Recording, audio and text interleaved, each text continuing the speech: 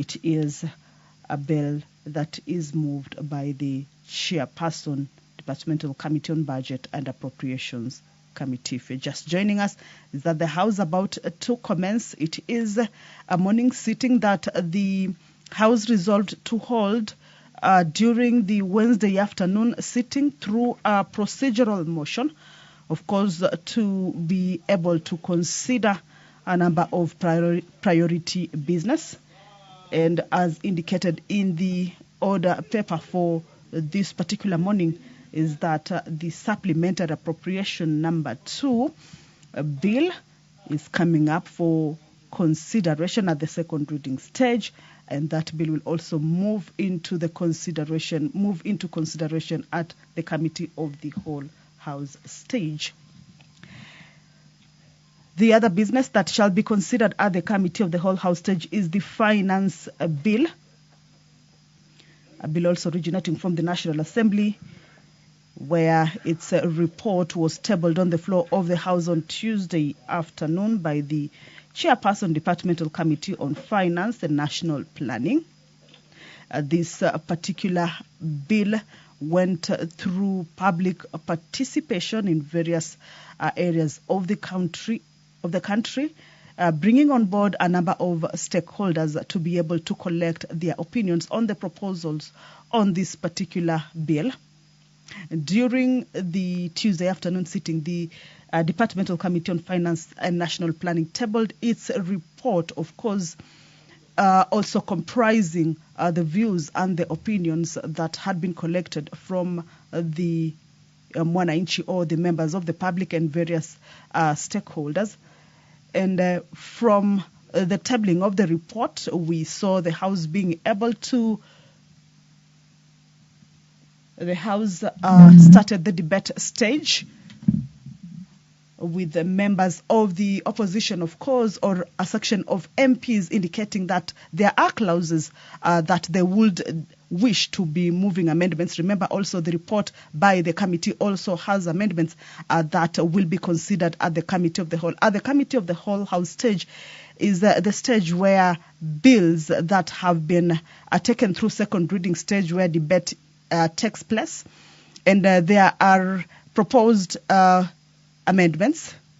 The Committee of the Whole House stage is where those amendments are considered, and they are either adopted or dropped or even rejected, depending on what entails in the bill or what the bill entails.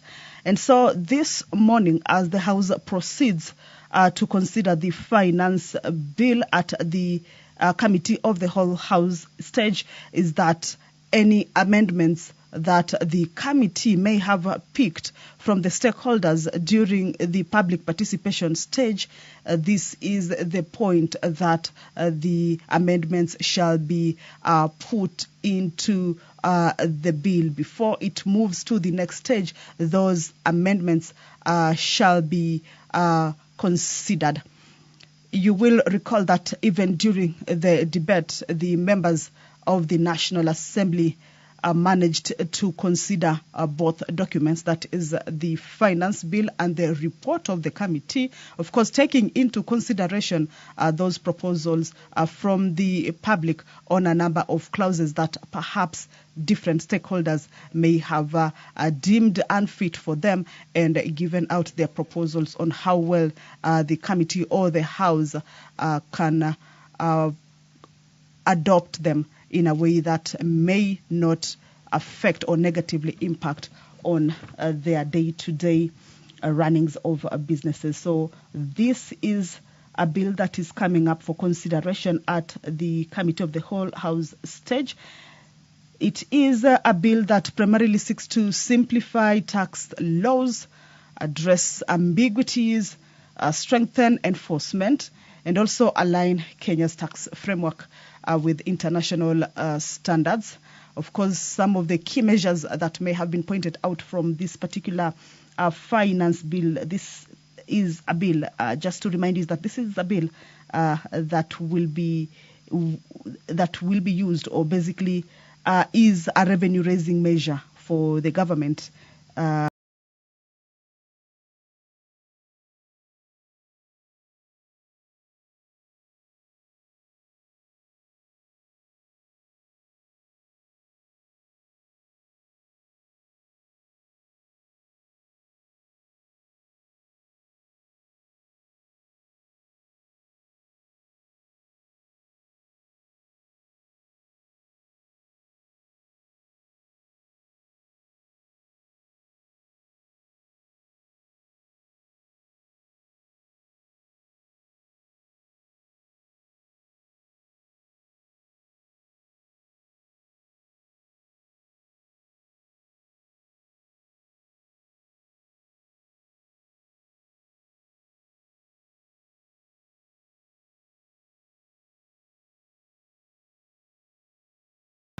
in the budget for the next. Members indicating that it want to move amendments to.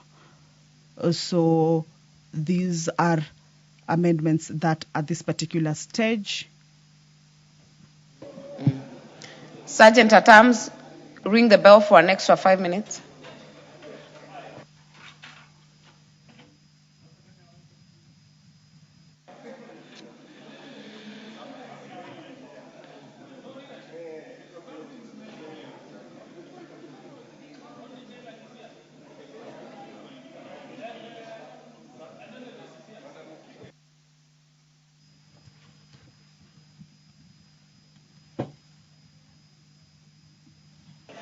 Order, members, we have the numbers. Okay, the quorum has been attained. Allow me to hand you over. Let's call out the order. Halt the ringing of the bell.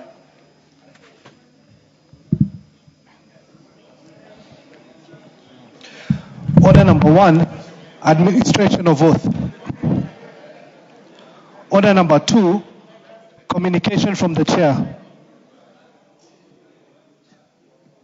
Order number 3, messages. Order number 4, petitions. Order number 5, papers. Leader of majority.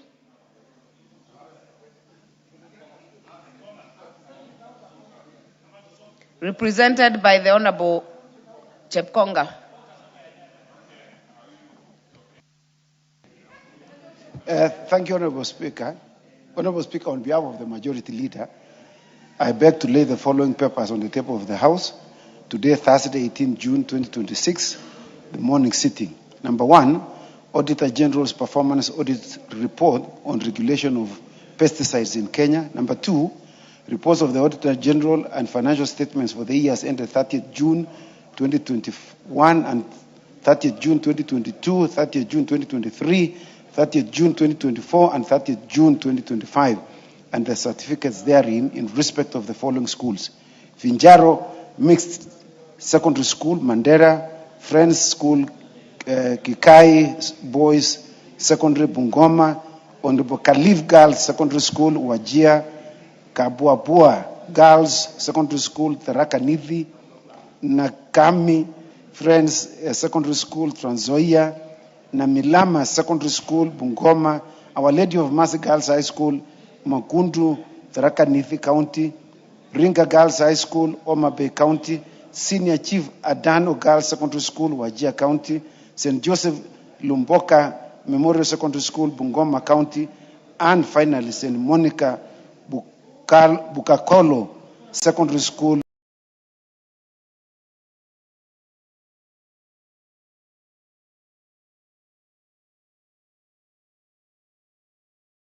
Bungoma. I have a few to be requested as on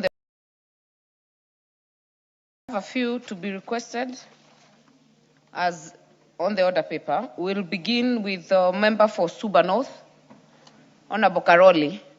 You're on your phone. I'm calling you to request your statement. You are totally out of order, by the way. My apologies, Honorable Speaker. Actually, that is one of my constituents with a ventricle problem on his heart. So he was just giving me the report. Honorable member for Suba South, you know we have many rooms for that work here. My apologies. Yeah. It was an emergency. I don't want him to die before he votes for my re-election. Honorable Speaker,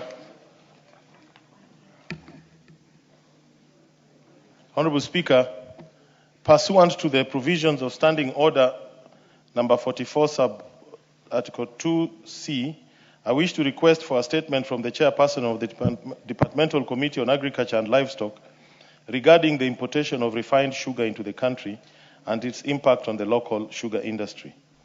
Honorable Speaker, reports indicate that in January 2026, a consignment of approximately 27,839 metric tons of sugar was imported into the country from South Africa for supply in the local market. Further, it is alleged that the imported sugar benefited from tax exemptions. Section 25 of the Sugar Act 2024 requires any person importing sugar to obtain a valid import license and pre-import approval from the Kenya Sugar Board. The Act further requires an importer to demonstrate that the sugar intended for importation is not available in the local market.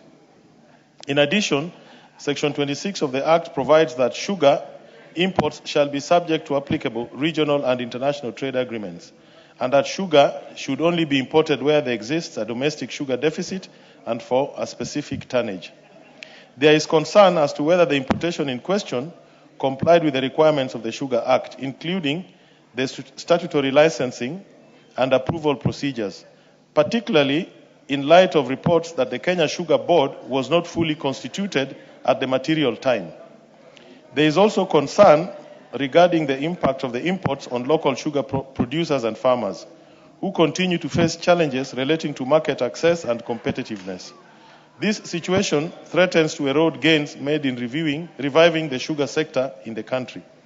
Honorable Speaker, it is against this background that I request for a statement from the chairperson of the Departmental Committee on Agriculture and Livestock on the following. A, the circumstances and justification for the authorization of the importation of the said consignment of refined sugar into the country, including whether a domestic sugar deficit existed at the time of importation. B, a report indicating the composition of the Kenya Sugar Board at the time the importation was authorized, and the role, if any, played by the board in approving the importation. Roman 2, whether the importation of the refined sugar complied with the statutory requirements of the Sugar Act 2024, including the issuance of the requisite import license and pre-import approval by the Kenya Sugar Board. Roman 3, whether any tax exemptions were granted in respect of the imported sugar, and if so, the legal basis and approving authority for such exemptions. And C, the measures being undertaken by the Ministry of Agriculture and Livestock Development to protect local sugar farmers and millers from unfair competition and to promote the sustainability of the local sugar industry. I thank you, Honorable Speaker. Very well. This goes to the Agriculture and Livestock Committee. Chairperson. Honorable Justice. Give Honorable Justice the mic.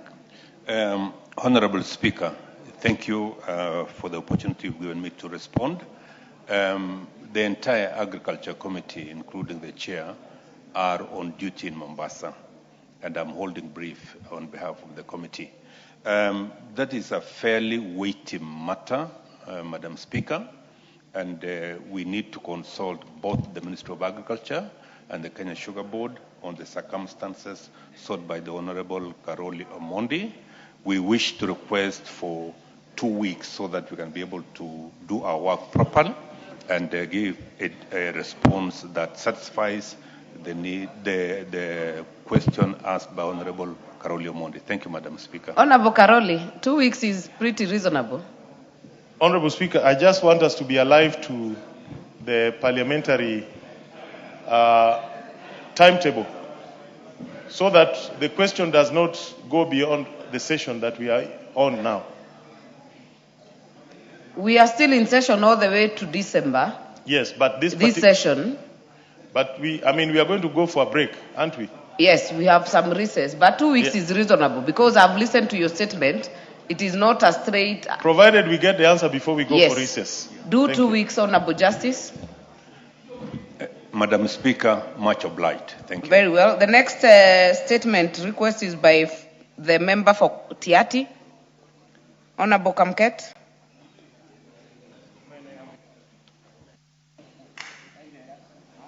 Thank you, Madam Speaker.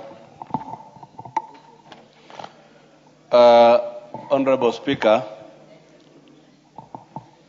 pursuant to the provisions of Standing Order 44.2c, I wish to request for a statement from the Chairperson, Departmental Committee on Finance and National Planning regarding the operationalization and implementation of the Equalization Fund.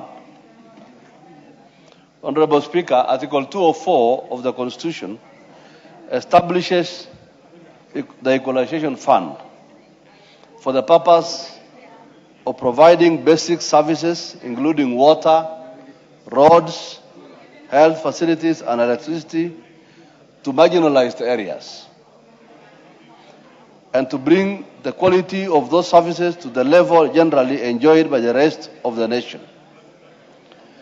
However, Honorable Speaker, the operationalization and implementation of the fund has been characterized by delays in approval and disbursement of funds and delayed commencement of projects in the marginalized areas.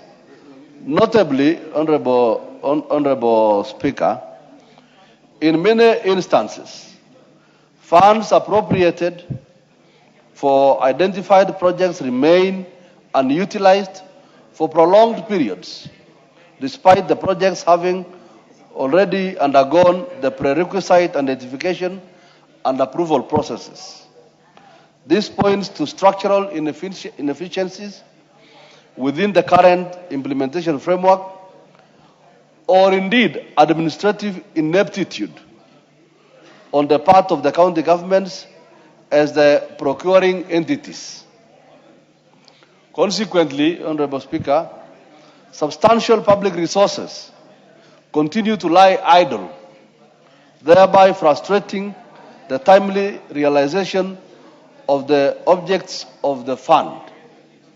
Madam Speaker, additionally, the implementation framework under the Public Finance Management Act, CAP 412A, and the regulations involves institutional overlap by various agencies, including the National Treasury, the Commission on Revenue Allocation, Parliament, county governments, and the Advisory Board of the Regulation Fund. This has resulted, Madam Speaker, in bureaucratic bottlenecks, delayed project approvals, and slow execution of development initiatives. Consequently, many marginalized communities continue to experience inadequate access to essential public services despite the existence of this fund. It is against this background, Honorable Speaker, that I request for a statement from the chairperson of the Departmental Committee on Finance and National Planning on the following. Number one,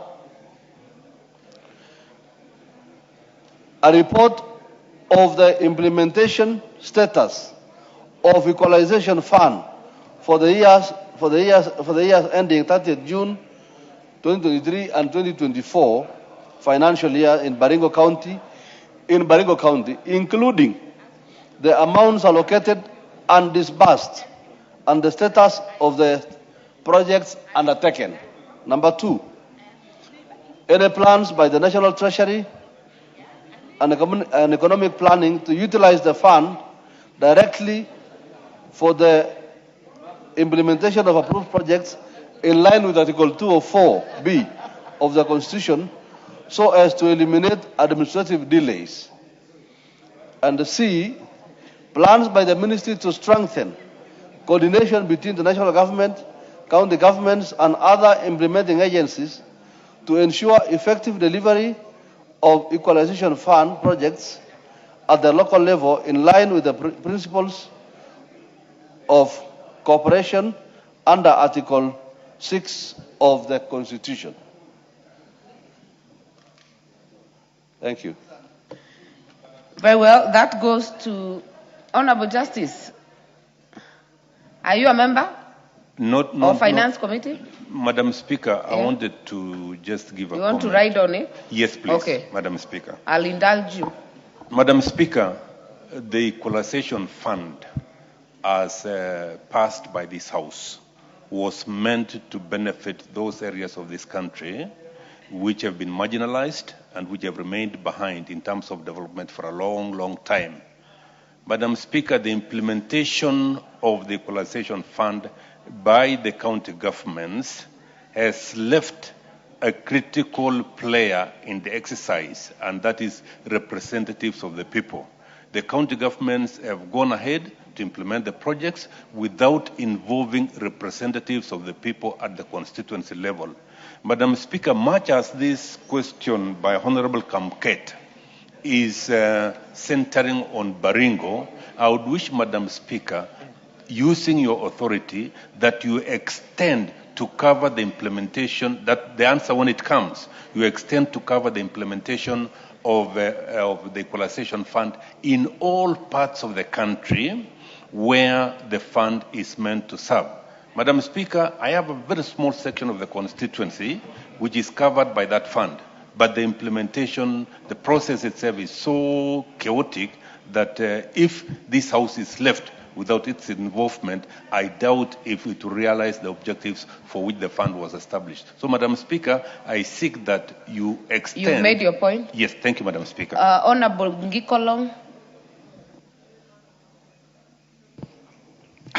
Thank you, Madam Speaker, for this chance.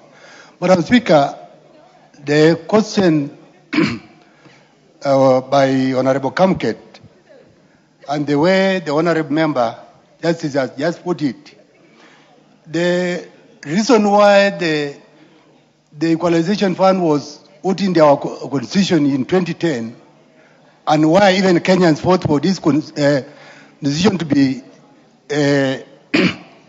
adopted, in my area or in the areas where the Equalization Fund was meant for, people voted for this Equalization Fund because it was meant to bring the marginalized areas to be equal to other areas which have been already developed.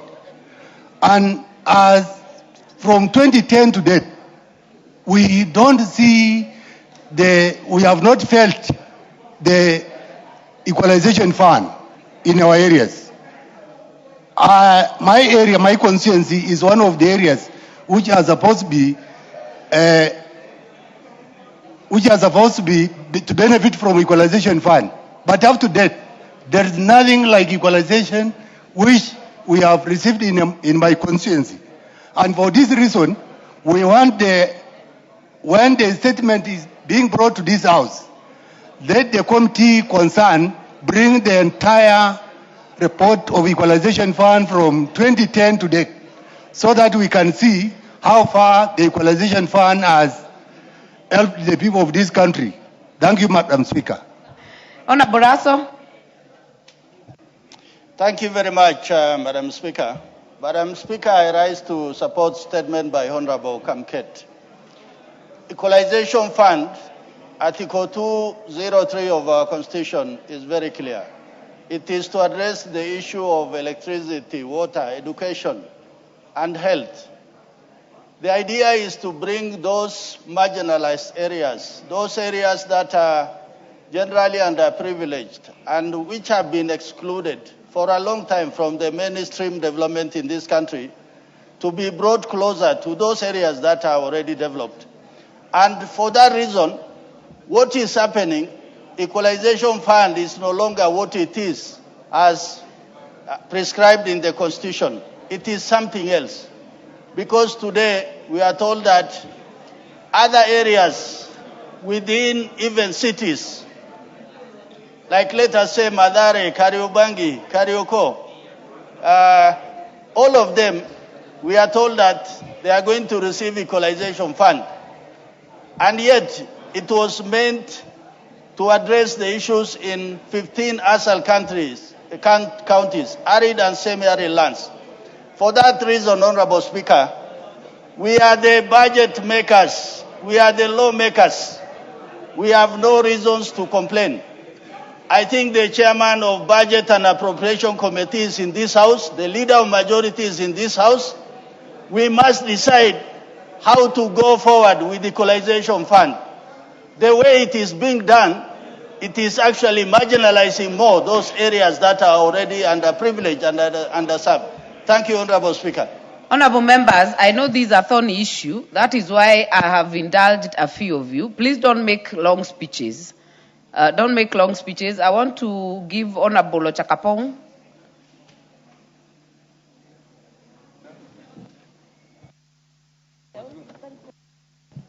Yeah, thank you, Honorable Speaker, for this opportunity. Now, the statement by the Honorable Kamket is very timely. Honorable Speaker, equalization fund projects in areas benefiting from this fund have been mistaken for county projects. In some areas, there is a lot of bureaucracy, and since the counties are the procuring entities, many a times they have taken it to be their projects, and there are delays in implementation of these projects, and even in terms of ownership, county governments have owned that these are their projects, as if these are projects that are funded through county government funds, which is not the case. Honorable Speaker, I wish the minister came here to address this issue. We would even suggest and propose, if this House can agree, that in Article 204 Part B, it is still possible for projects and programs under Equalization Fund to be funded directly from the national office rather than go through the county governments, which is bringing a lot of bureaucracies and therefore delaying the implementation of these projects. Thank you, Honorable Speaker. Honorable Member for Elgeyo Marakwet. Thank you so much, Madam Speaker, for giving me this opportunity to add my voice on it. I would wish to request that then there is need for frequent reviews. For example, a county like Elgeyo Marakwet, you find that an equalization fund is given to only one constituency, and Elgeyo Marakwet, all the 4 constituencies have similar problems. The poverty index in all the 4 constituencies are similar, and they only received 65 million, while other counties, neighboring counties, received up to 1.6 billion shillings, Madam Speaker. So it is also my sincere request that there is need for a review so that we ensure that and we also need to know the criteria that they use, because as far as I know, they are using the statistics of census 2019, Madam Speaker, and you know things are so vast and they keep changing. So they need to be a little bit thorough so that they give an accurate statistics of the poverty index. Thank you, Madam Speaker. Very well. Honorable Member for Diwa. Thank you, Madam Speaker. Madam Speaker, we cannot talk about the same thing, same way, and expect any different result. What I think we should do, because I have 5 wards that get this fund, but you can hardly see anything that this fund does. So through this request, I think we can revert back this fund to the constituency, to the CDF, where it was before, actually, and have a good discussion and revert the whole thing to make it effective, Madam Speaker. Thank you. Member for Endebess. Madam Speaker, thank you. I want to support the statement by Honorable Kamuket, and in the same line with what the member for Sigowet Sowin, Justice Kemei, said, we would want it to include all the areas that are benefiting from the equalization fund. And I would want to urge my colleagues who are still stuck in the 15 counties that things changed after the CRA reviewed the second and used the second formula, which the unit now of implementation is at the sub-locational level. And therefore, Endebess happens to be one of the beneficiaries. One of my sub-locations which borders West Pokot, and it has the same environment like West Pokot. It cannot be denied those services. It's in Jepchoina, Kaptega sub-location. And now it's a location.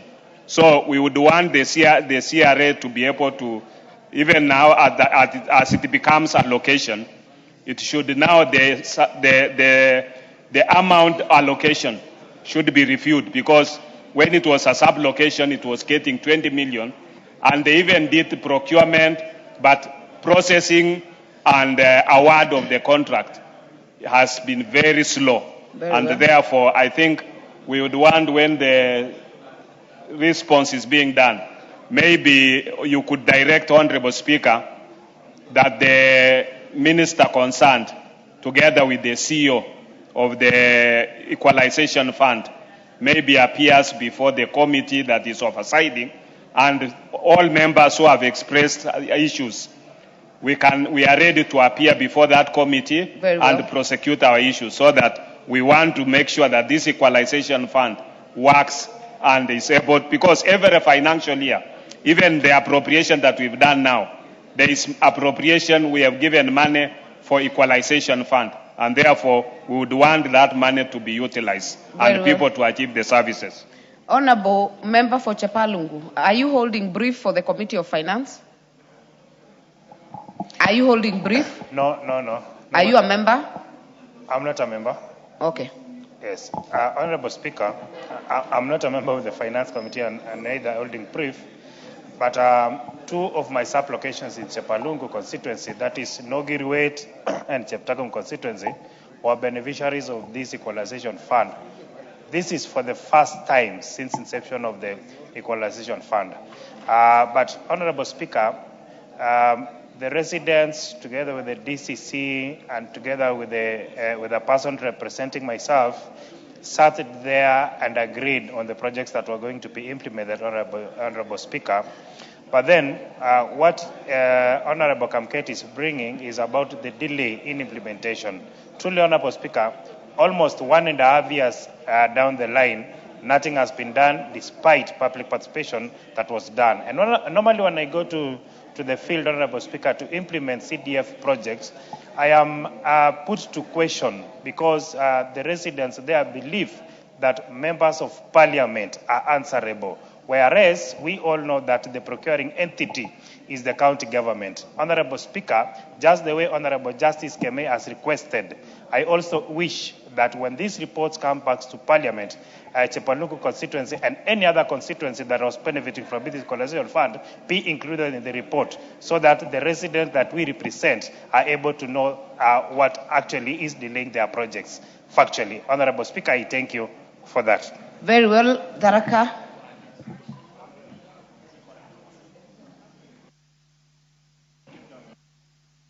DG, the microphone. Thank you. Thank you very much, Madam Speaker. Madam Speaker, in terms of climatic conditions and aridity, marginalization, and everything else, the Raka rivals Baringo.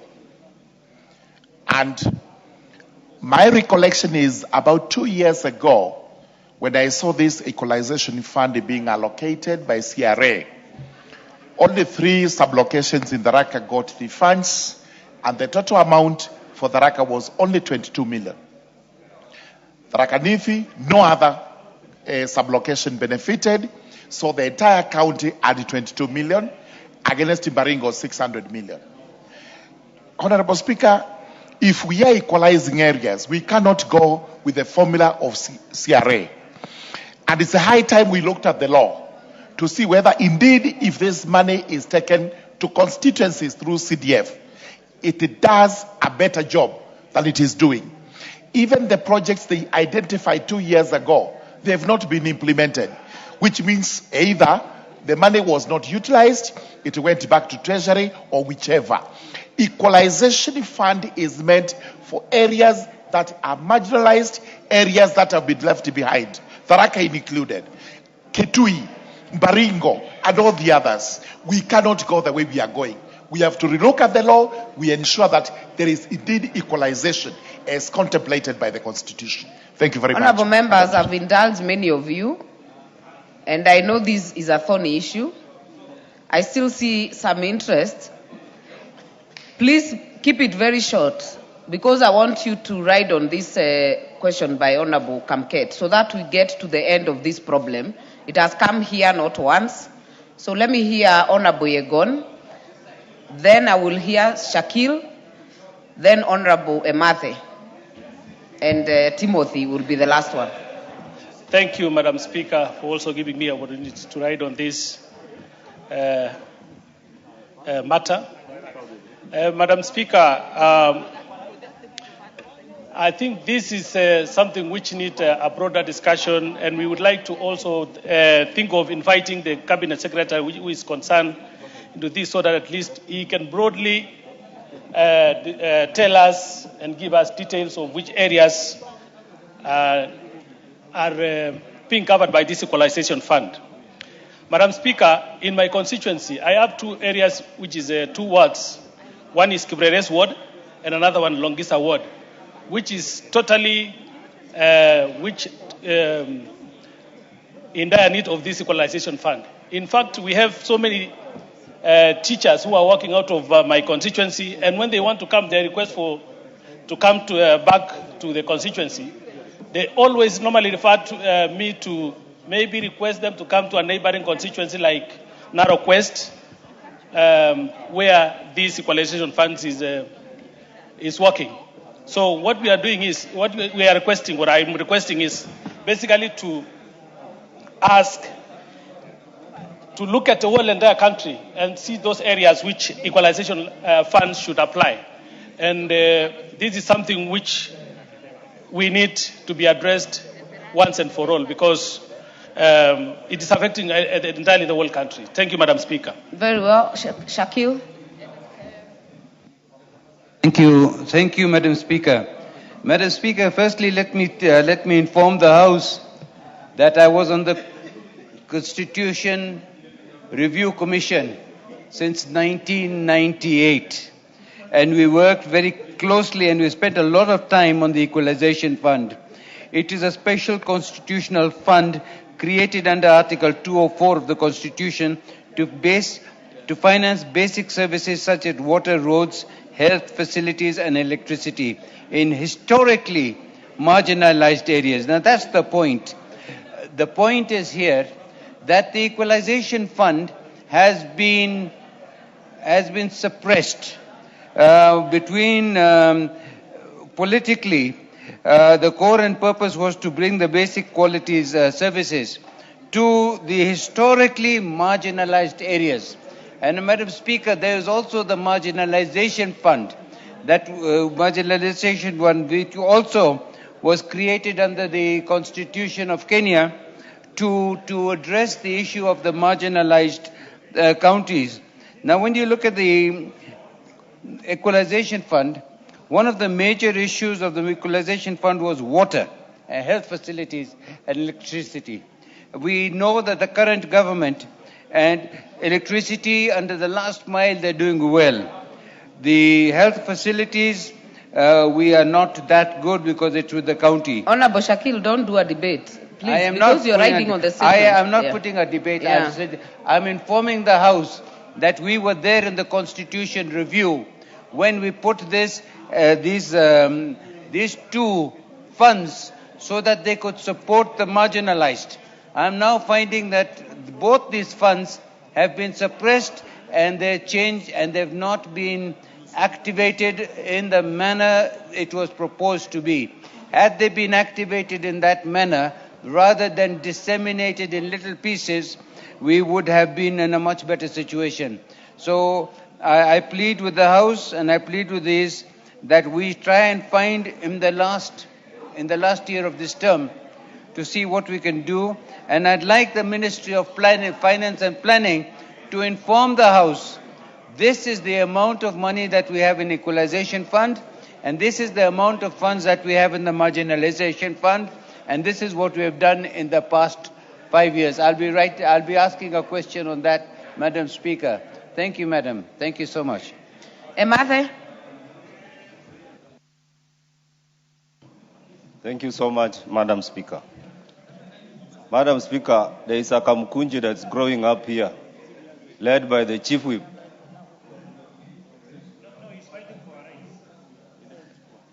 Honorable Emathe, you have the floor. Kindly prosecute your issue. Thank you. Madam Speaker, Article 204 on ensuring that the historically marginalized areas are also equalized in the development agenda is critical to our discussion. And Madam Speaker, allow me to point two issues. One, delay in the implementation of these equalization projects, equalization fund projects. And I want to thank Mheshimiwa Tiati for raising this.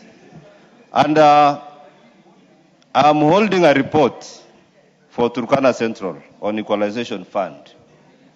And when I look at it, only 2 projects out of 10 have been implemented since 2023. Madam Speaker, this delayed implementation will not help our country, will not help these historically marginalized areas to be developed, Madam Speaker. Again, when you look at what they have implemented, some projects have been duplicated. For example, there is a project that I'm already implementing under the same fund that we received in 2018. And you see, another project has been targeted for the same place. Madam Speaker, on this, I am sure EACC should be ready to pick up on this duplication, because a project was created and then another project on equalization fund is created in the same place. Madam Speaker, I think the most important thing here is to see how this equalization fund can be legalized fully and ensure that we get to the right office to implement this fund.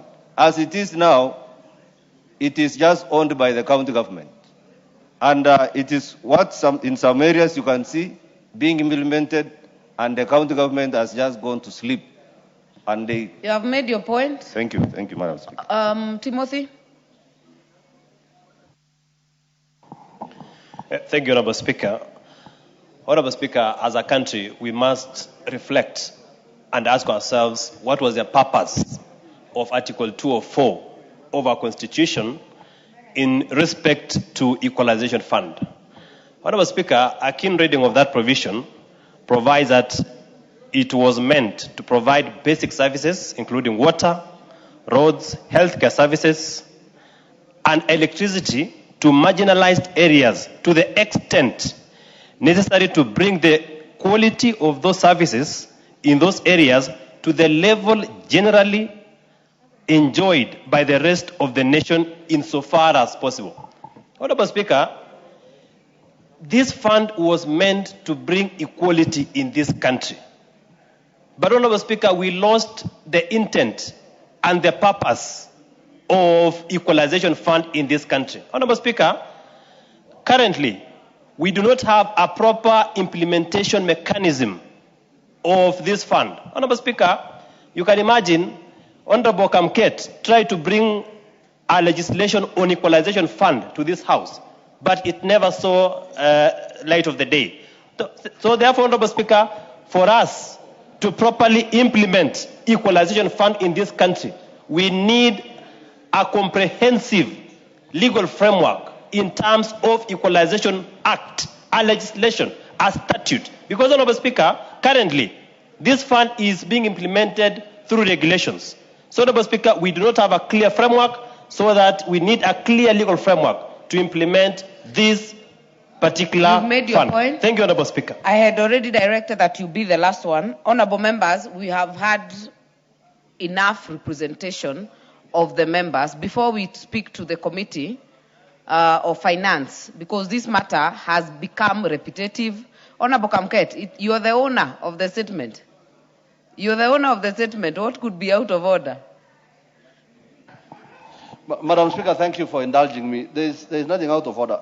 I just wanted to say, Madam Speaker, given the interest that this statement has generated among members, would I be in order, Madam Speaker, to ask that we not only deal with the committee on finance, but we bring the we are headed there, Honorable Cabinet Secretary. Kamket. We are headed there. Yes, because yes, we have indulged very many members, and I see there is still a lot of interest on this matter.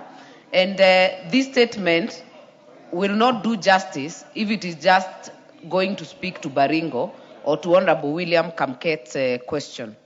So even as the committee prosecutes, is the chair in the House, the vice chair? But the leadership is here. Honorable Osoro, this matter of equalization, we cannot speak about the same thing for 2 years, for 3 years, over and over again. Cause the CS to appear specifically on this matter of equalization fund. Because even if we say the committee to call members, they can't even fit in a committee room as it is. So cause the CS to appear as soon as possible to respond. Thank you very much, Honorable Speaker. Honorable Speaker, we will indeed do that because this is a matter that many members have raised over the years. And it's about time that together the CS appear before this House. But Honorable Speaker, it may not be possible as soon as you have said, because I think we'll be here. There's a lot of business to be handled next week, even before we proceed for recess. Let's commit that we'll make it as a first agenda in the very first or second week upon our resumption. That is reasonable, so that we don't get any excuse for him not to appear. The first, latest second week after recess. Honorable members, let also endeavor to be in the House when that is communicated. Those questions that you're asking, that will be the right forum to get the responses and get the way forward. Next order.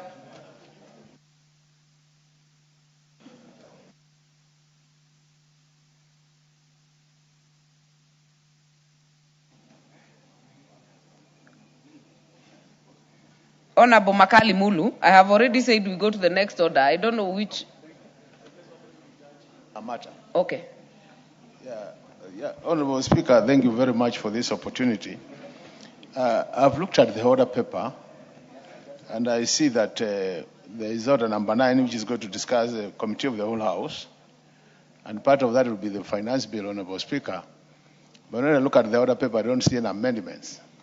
I'm aware the committee said they will be amending, and also our side will be amending.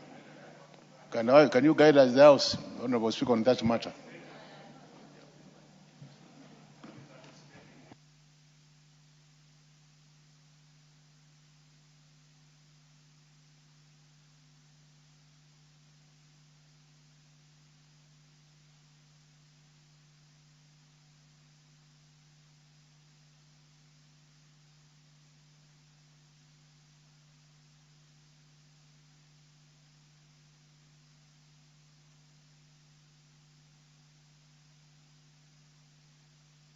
Honorable Makali Mulu, that is a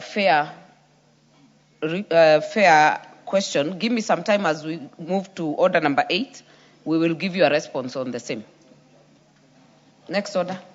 Order number 8, the supplementary appropriation, number 2 bill, National Assembly Bill number 38 of 2026. Second reading. Chair, budget. Back BSc. Thank you.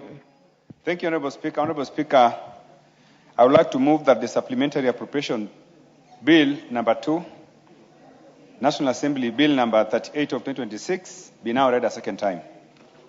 Honorable Speaker, yesterday the House debated the supplementary estimates robustly, and most members were able to participate in that debate. Now it is time for this House to give government powers and authority to be able to withdraw funds from consolidated fund for implementation of the programs that are listed in this bill. Honorable Speaker, I want to say that this bill is basically the same as what we discussed yesterday. And just for the recap of members who may not have been in the House yesterday, is to say that we intend to withdraw 18.8 billion in the supplementary 2 estimates for purposes of fulfilling a number of programs that are listed in the bill. One of which is programs to do with development of sports. Honorable Speaker, we are preparing to host the African Cup of Nations. And Honorable Speaker, we have been working on preparing several stadiums for the purpose of the events that are going to come. Towards this, Honorable Speaker, we have allocated 4.1 billion that will be used to improve various stadiums across the country. Some will be used for training for the teams that are going to participate. Others are going to be used for the live matches. For example, Honorable Speaker, we have the Talanta Stadium, the Raila Odinga Talanta Stadium, which is one of the stadiums that are going to be used, and we have allocated resources here to be used to ensure that the stadium is completed in time for the games. Honorable Speaker, we have also allocated resources for water programs, the Mwache Dam, which is in Kwale, Honorable Speaker. This is a donor-funded program that we need to spend about 2.3 billion. The funds are ready with the donors to be disbursed, just awaiting the passage of this bill. Honorable Speaker, we have resources for Nyota. We have 847 billion that is going towards the National Youth Opportunities towards Advancement Program Nyota that we intend to appropriate. Honorable Speaker, we have 1.5 billion, which is going for invigilation services. Honorable Speaker, during the last exams, our invigilators across the country were employed and their resources to pay them did not come. So we are allocating 1.5 billion shillings that is going towards payment of vigilators.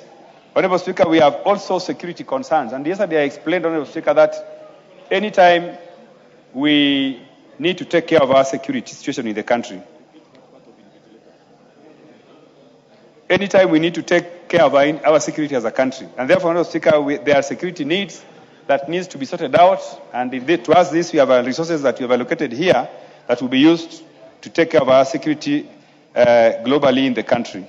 Honorable Speaker, this is a very small bill that I just want the House to help us by giving the government authority to spend these resources by passing the appropriations, the supplementary appropriations bill as is in the order paper. Honorable Speaker, with those many remarks, I would like to ask the Vice Chairman of Budget Committee to second.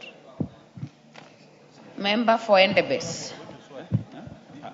Thank you, Honorable Speaker. Honorable Speaker, I stand to second the supplementary appropriation number 2 bill, National Assembly Bill number 38 of 2026. And this is to allow the government to now withdraw funds to be able to fund the projects as ably substantiated by my chair, and therefore I second. Very well. Order, members. Honorable members, allow me then to propose the question that the supplementary appropriation bill number 2 bill, National Assembly Bill number 38 of 2026 be now read a second time.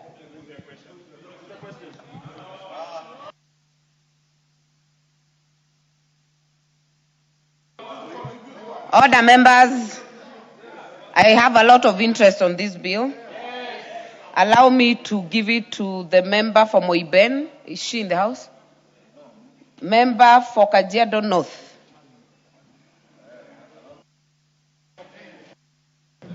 Thank you, Madam Speaker. It is just 2 weeks to the end of the financial year. An appropriation bill that wants to give the Deputy President 200 million, 1 billion to the State House. Madam Speaker, when are they going to spend this money? At what point are they going to spend? On what? Madam Speaker, amounting to 6.5 billion for general expenses. For public service, Mr. Speaker, a place where you know very well, you have increased the number of employees. Madam Speaker, you are worth just 198. My problem is the lack of priority for this administration. Honorable members, it is important for you to note that at the end of the financial year, your NGCDF has not been 100% up to this point. What we should be talking about is 100% of NGCDF resources that are pro-people. And Madam Speaker, it is important for members to know, when you bring supplementary to appropriation, all your pending roads should have been on this supplementary, so that if the Honorable Soro has roads in South Migurango, if I have roads, we should have prioritized this 5 billion to go to these pending projects. But we are taking them for recurrent expenditure. I have a big issue with that. While the chair of the committee is very efficient in facilitating the executive, be efficient in facilitating stalled projects in the Nyanza region, in the Coast region. Don't be very fast to facilitate other operations. And you have 1.5 billion for other operations in the Office of Interior Security, in Office of Internal Security and National Administration. Madam Speaker, it is important for you to know that some of the pending issues in this bunge, some of the things of the project that we have wished to do, they have not been factored in. These 2 weeks, of course, you know very well, even some of you have problem with your own offices. You had requested for resources and they have not been catered in. Allow me to also say that it is important for the projects that we talked about while we were beginning these sessions, and they have already been procured, and what has told them is resources. So when you put in 6 billion to recurrent expenditure, it's a shame on you, honorable members. And the Honorable Soro, you want to come here and say yes, yes, yes. You even don't want us to debate this, you want us to go to the vote. I want to thank you, Madam Speaker, for according me this opportunity. I do not need to belabor that the priorities of the Kenya Kwanza administration are lost. Recurrent administration is not what you should prioritize. Some of you that are complaining here, like the member for Nandi Hills, your roads are dire. They are in bad shape. You should be talking about your roads, not recurrent expenditure. The Honorable Soro, you have problems with roads in your constituency. With those many remarks, this is the worst supplementary tool we have ever had. It is so unconstitutional. 2 weeks, how are they going to spend 6.5 billion in other expenses? It is not even possible. This is budgeted corruption. This is what we are saying no to. With those many remarks, you can have your cake, take your budget with your president, go and do what you so wish. But Kenyans are watching you. Very well. Member for Baringo North.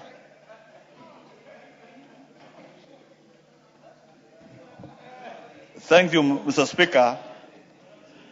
Madam Speaker, before I deal with the Honorable and the issues raised, Mr. Speaker, Madam Speaker, I rise to support. Please don't deal with honorable members. Deal with the bill.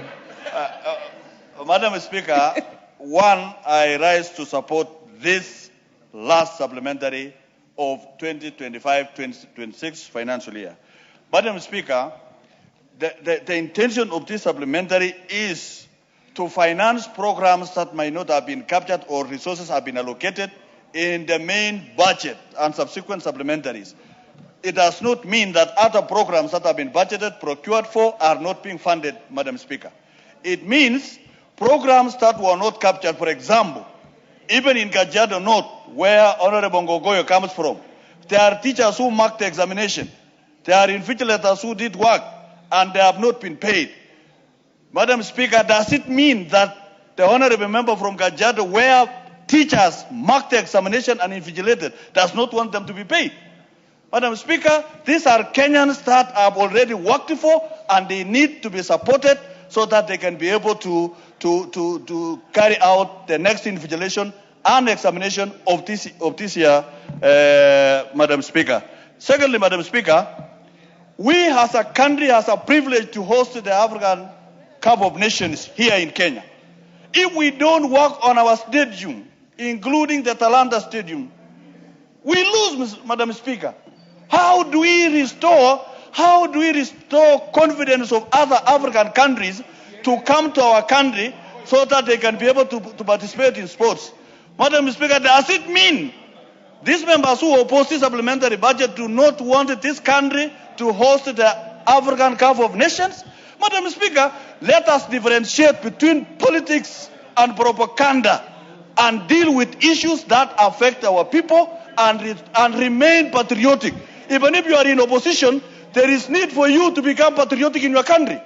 When good things are supposed to be done in your country, Madam Speaker, you need to become a patriot, not play politics of hate, politics of propaganda all the time when issues are being raised in our country that require support of all of us, Madam Speaker. So, Madam Speaker, the programs, Madam Speaker, including the 1 billion for State House, Madam Speaker, and many other resources. Madam Speaker, you've seen the development that has gone place. There are Kenyans who have supplied goods and services. They need to be paid, Madam Speaker. Yeah, I will accept the point of information. Do you want to be informed by Honorable Soro? Yes. Honorable Soro. Thank you very much, Honorable Speaker. Honorable Speaker, I wanted to inform the Honorable Makelap, especially on the question of State House and the presidency budget in general, even as we talk about the supplementary 2 appropriation. You know, one thing, and I think Honorable Ngogoyo should listen very keenly, that when we talk about presidency budget, stop looking at it from a limited or a pipeline or a straight line that it is William Ruto. Presidency is, you know, this particular House passed that all the former presidents and the president that have served in this country should be remunerated even as they retire. They have their pension that the presidency takes care of. The State House budget takes care of the budget of the former president Uhuru Kenyatta. The presidency takes care of, the State House budget takes care of the former president's, all the former president's family. It is not a preserve of one particular. That is the truth. That is the truth. It is a collective thing of the presidency. I know you have no idea, of course, but you need to be informed as such. So when you look at the appropriation. Order, Honorable Osoro. Do not debate. You are to inform Honorable Makilap, not to debate. Take your seat, Honorable Osoro.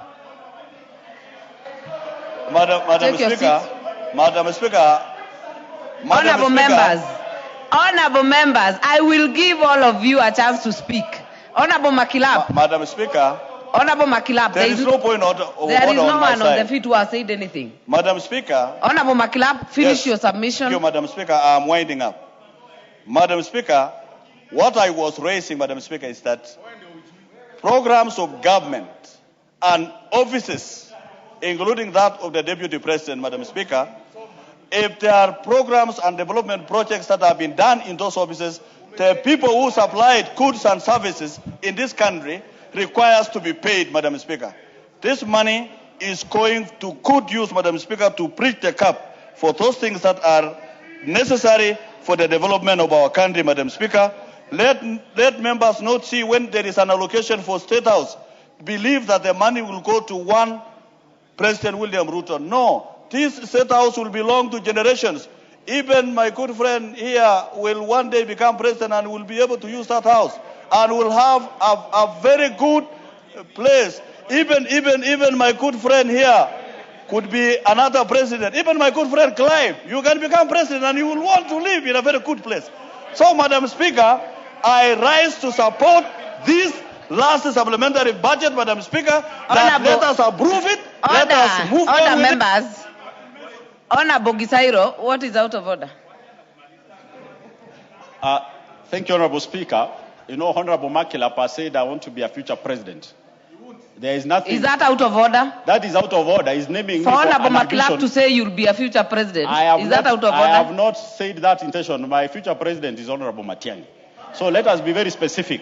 And secondly, Honorable Speaker. Order. Honorable Speaker. Order, members. Honorable Speaker. Honorable Gisairo. Osoro cannot mislead Honorable this House Gisairo. and say former Honorable president. Gisairo, Honorable Osoro is not on his feet. You rose on a point of order to say that Honorable Makilap should not say you'll be the president. That is not out of order. Honorable Makilap, kindly wind up. Thank you, Madam Speaker. I was saying, Madam Speaker, and this is for posterity, that each one of us, if you find favor from God, one time you will also become a president in this country. And I mentioned to you. And let us also appreciate that God will reward each one of you in many ways. And one of us inside here will become a president and will be able to use State House. That is properly done, Madam Speaker. So, Madam Speaker, let us approve this supplementary budget to meet expenditure for those programs that are so critical to the people of Kenya at this particular moment, and call upon all of us. Let us become patriotic for our country. This is Kenya. This country belongs to all of us, regardless of where you come from. Member for Funyula. Not on this. Member for Kajiado West. If you want to speak on this, because honorable members have logged in, indicate in the intervention. Honorable Emase, use the intervention because so many of you are listed and are not intending to speak on this. Honorable Emase. Thank you, Honorable Speaker, for the opportunity to contribute to this bill. And this is a very important bill, supplementary appropriations to Bill of 2026. Honorable Speaker, this bill is important in the sense that it gives power and authority to National Treasury to be able to draw funds from the consolidated fund to finance the various programs as specified in the votes and the programs of the ministry. And yesterday, Honorable Speaker, I didn't get an opportunity to contribute, but while listening, I think we were advised that it's important that we read. And then I want to educate the honorable member for Kajiado, Honorable Bogoyo, who was speaking and referring to this budget, not to this supplementary appropriation, not to be addressing issues touching on the people, the pro people. And Honorable Speaker, when I look at this appropriations bill, there is an allocation of 2.3 billion for water and sanitation. Honorable Speaker, there is an allocation of 4.1 for capital, that's development expenditure in the State Department for Sports. There is also an allocation of 1.9 billion for youth affairs and creative economy. And Honorable Speaker, there is an allocation of 3.8 billion for the micro and small and medium enterprises development. These are all pro-people programs that have been prioritized here by the supplementary appropriations. And in any case, this is just a supplementary rearrangement of the budget to move funds to where they are needed the most. Otherwise, all those programs that you are referring to have been factored for in the main budget. Thank you, Honorable Speaker. I support. Very well. Honorable Engineer Zengu. Thank you, Madam Speaker, for giving me this opportunity to contribute to this important motion. Mr. Speaker, Madam Speaker, I just wanted to contribute on matters to do with Mwache Dam, but even as I go to Mwache Dam, I want to ask a clarification. This money that is appropriated under the presidency, I want to be guided whether it's the same money that is supposed to honor the pledges that have been given by the president. Honorable Speaker, the president in 2023 came to my constituency and promised that he's going to buy a school bus for a school called Tharaka Girls, and promised that he's going to do another school in Kakombe. And he promised so many things in my constituency. Those things have not been done. So I'm hoping. Honorable Engineer Zengu, take your seat for a minute. There is a point of order from member for Endebess. Honorable Speaker, I stand under Standing Order 81 on relevance. We are talking about appropriation bill, where we are supplementary appropriation bill, where we are talking about government, allowing government to withdraw funds to finance. The only relevant thing in that supplementary is where we are paying teachers, the invigilators, and the examiners. So when Honorable Nsengu brings in the issue of a promise of a school bus, is he in order, Honorable Speaker, to bring relevance into this debate? Honorable Nsengu.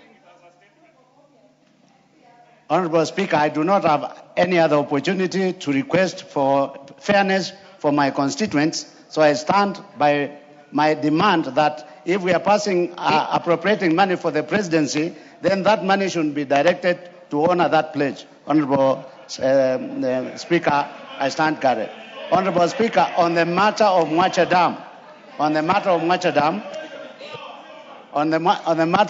Dam, Honorable Speaker, we visited as a committee, because I belong to the Committee of Blue Economy, Water and Irrigation, and we realized that the community where the water is being abstracted from is not benefiting from the Mwache project. The water is being collected from the Mwache area, but the water is going to Mombasa County. And we insisted as a committee that the community, the host community, must be considered in that project. So I hope that part of this money will be used to provide water for the host community. Otherwise, Madam Speaker, this has been the story over and over again in the project where the Karemenu project. You realize the Karemenu in Muranga, you realize that the host community is not benefiting from the water. The water is Karemenu in Muranga? Karemenu is in Ruto, I think it's Muranga.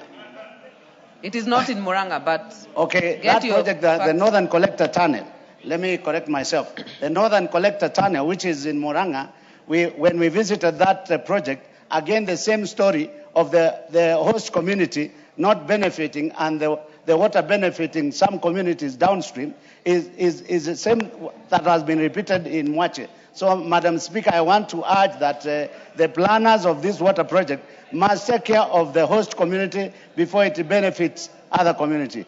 Thank you, Madam Speaker. Member for Tharaka. Yeah. Thank you very much, Honorable Speaker. Honorable Speaker, today we are debating the bill itself. Yesterday we were on the estimates, but the statements that were made yesterday continue to be repeated this morning, and it's important that we also respond to them. Number one, we were given areas where this money is actually being appropriated to, and we debated on those areas. A repetition that there is money being allocated to the presidency. We have said that the presidency is as important as any other facet of this government. And to prove this, you can see what the office is doing as we speak today. The chief executive of the country is out of the country, busy working for this country in matters that are going to be of benefit to us. That is number one. Number two, as he works out there, the deputy president, and we must admit that we have one of the best deputy presidents since the era of Moi. Moi was the only other person who actually rivals Professor Kithure Kindiki. Absolutely. You can see the way he's running the country in the absence of the chief executive. I do repeat, without any qualms whatsoever, that what is out of order, member for Kegumo? What's the scale? I don't have to have your scale. Take your seat, Honorable Murugara. Thank you, Madam Speaker. I think we must also be truthful and factual in this House, and all statements must be verifiable. How, starting order number 83, how can Murugara claim that you have the best deputy president since the era of Moi? What criteria are you using? Honorable Gigi. Thank you very much. Let me give you the right scale. The right scale is number one. Other members, the member has just taken on his feet. I haven't said anything. He has not even spoken. Give him a minute to say something. The scale I have used is my own scale. I am entitled to debate. I am entitled to express my opinion here. I can assure you, listen to why I say so, if you want to hear. Number one, Professor Kithure Kindiki understands the government. Honorable members, understand the government.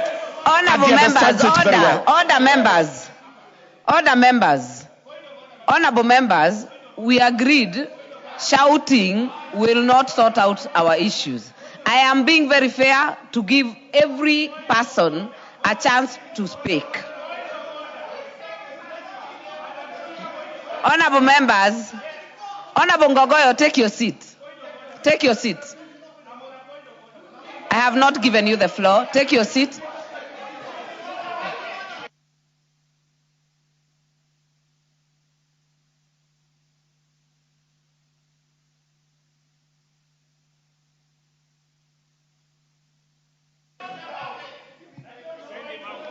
Honorable members, let us maintain decorum. We were doing very well. Even now, there is no chance, there is no reason to be agitated. We will hear each other. So, honorable members, I know many of you are really pushing buttons today, but allow us, no, I'm not sending anyone out. And do not do the speaker's work. Do not do the speaker's work. I will give you, Honorable Kalasinga, what is out of order. It is not only you, Honorable Ngogoyo. Honorable members are raising points of order. I will indulge Honorable Kalasinga. Madam Speaker, is Honorable Murugara in order? to insinuate that the current deputy president was elected by the people of Kenya. They were not. He was appointed by a few executives.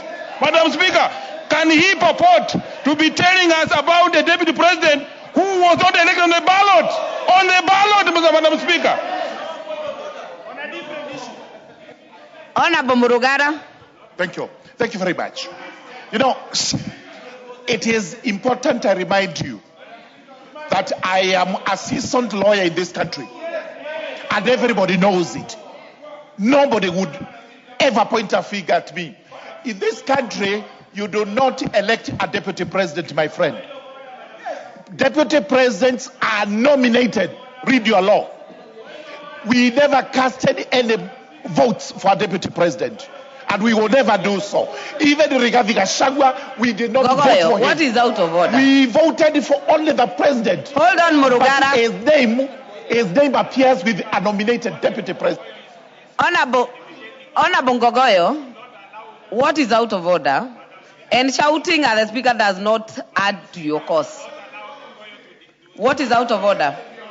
Madam Speaker, and Madam Speaker, you know I have a lot of respect for you. I stand under Standing Order 97. 1, a member cannot speak on a question twice. The Honorable Murugara spoke yesterday on this question. On what? On this question on the supplementary budget. He's speaking for the second time. You cannot speak on a matter twice, Madam Speaker.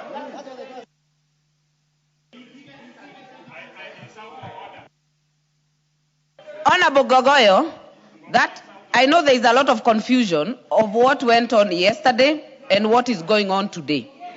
Honorable members, be guided that yesterday was the report, which was very different, which is very different from what we are dealing with today. This bill has just been moved today. Yesterday was something very different. So, honorable members, Honorable Murugara, do not explain that. The speaker has guided. It was not exhaustive. You did not speak yesterday. The speaker so, kindly has guided. Finish your submission and we make progress. And I was called upon to substantiate what I said. Absolutely. No, substantiation is as follows. And I'm also a student of history. So I know what President Moi did when he was vice president to Mzee Jomo Kenyatta. So when I draw the comparison, when I draw the analogy, I have the facts in my fingertips. And if you wish to get them, I'll give them to you one by one. We must absolutely, we have said we are allocating 200 million to the office of the deputy president. And you cannot question that, I'm sorry, because we passed the estimates yesterday. If you were not here, you have yourself to blame. Number 2, it depends on whether this motion, this bill, will carry the day or not. And it's going to carry the day. Therefore, we must appreciate the important work the deputy president is doing for the country. And I must laud the ODM. When they gave us the experts, actually we from the Mount Kenya East, we also gave this government an expert in the name of the Deputy President of the Republic of Kenya, Professor Kithure Kindiki. Thank you very much. Honorable members, I need to clarify to the House something very quickly.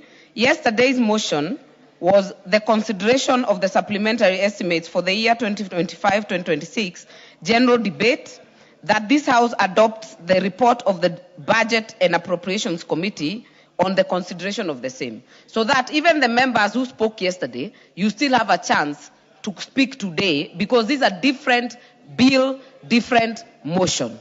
Are we together, honorable members? We are doing very well. Honorable members, I'll give the member for Suba South. Honorable Karoli. Thank you very much, Madam Speaker. I think what we are witnessing here is now the long list of examples of poor planning in this administration. A government that is very long on promises and short on delivery, that exhibits unprecedented confusion, impulsive expenditure, limited transparency and accountability. We have before us a supplementary budget concentrating resources in the office of the Deputy President for what they call operations, office of the, State House for what they call operations again, Department of Internal Security for what they call general administration, and National Intelligence Service for what they don't even describe what it is.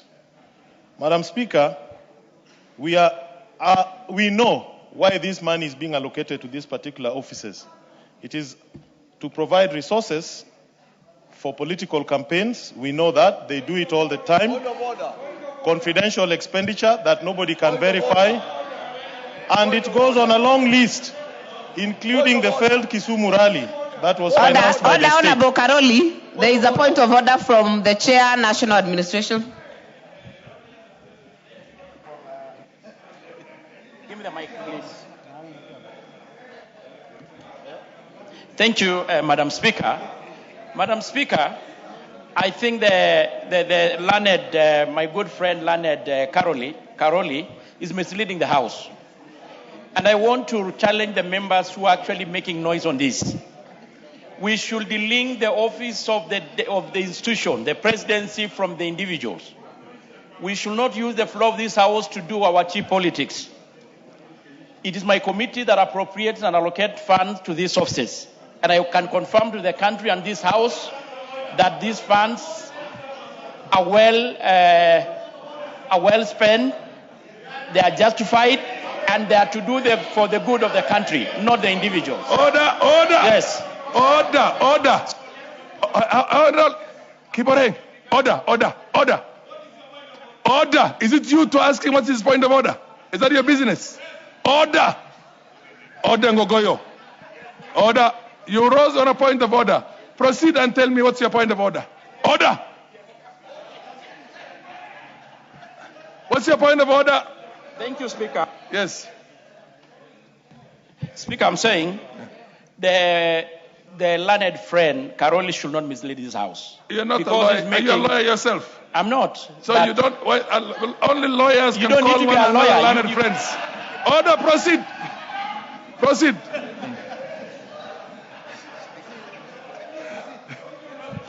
He's my friend, but he's not learned. Honorable Speaker. Okay, yeah. The solution being offered is as bad as the problem itself. Mr. Speaker, wise men have told us before that life under good government is rarely dramatic. The life under a bad government is always so.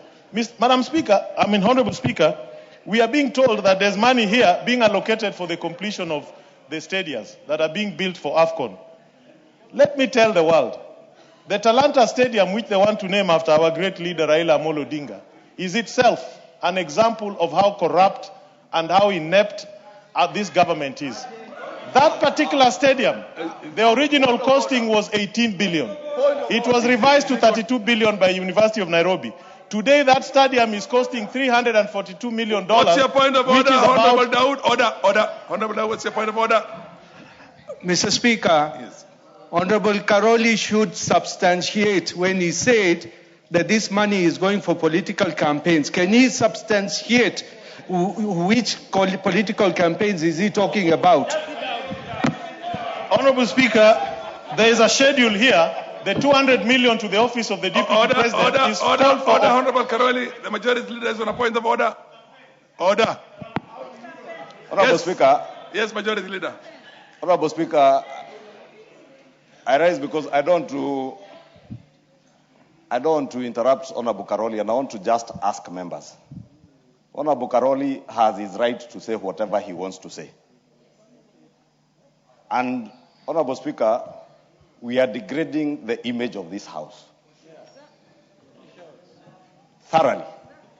We are degrading the image of this House when Honorable Karoli stands in his place and the best he can get is a shouting match. Honorable Rahim has a right to interject, Honorable Speaker.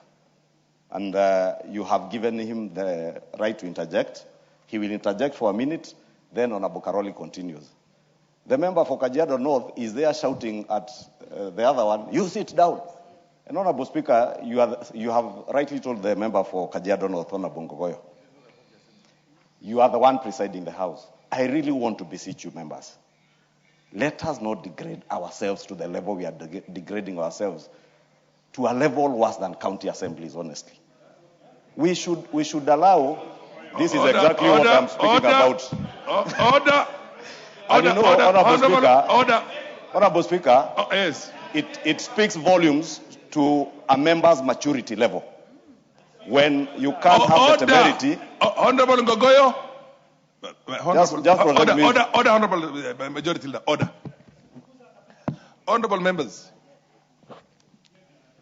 I want this House to have the dignity that it deserves.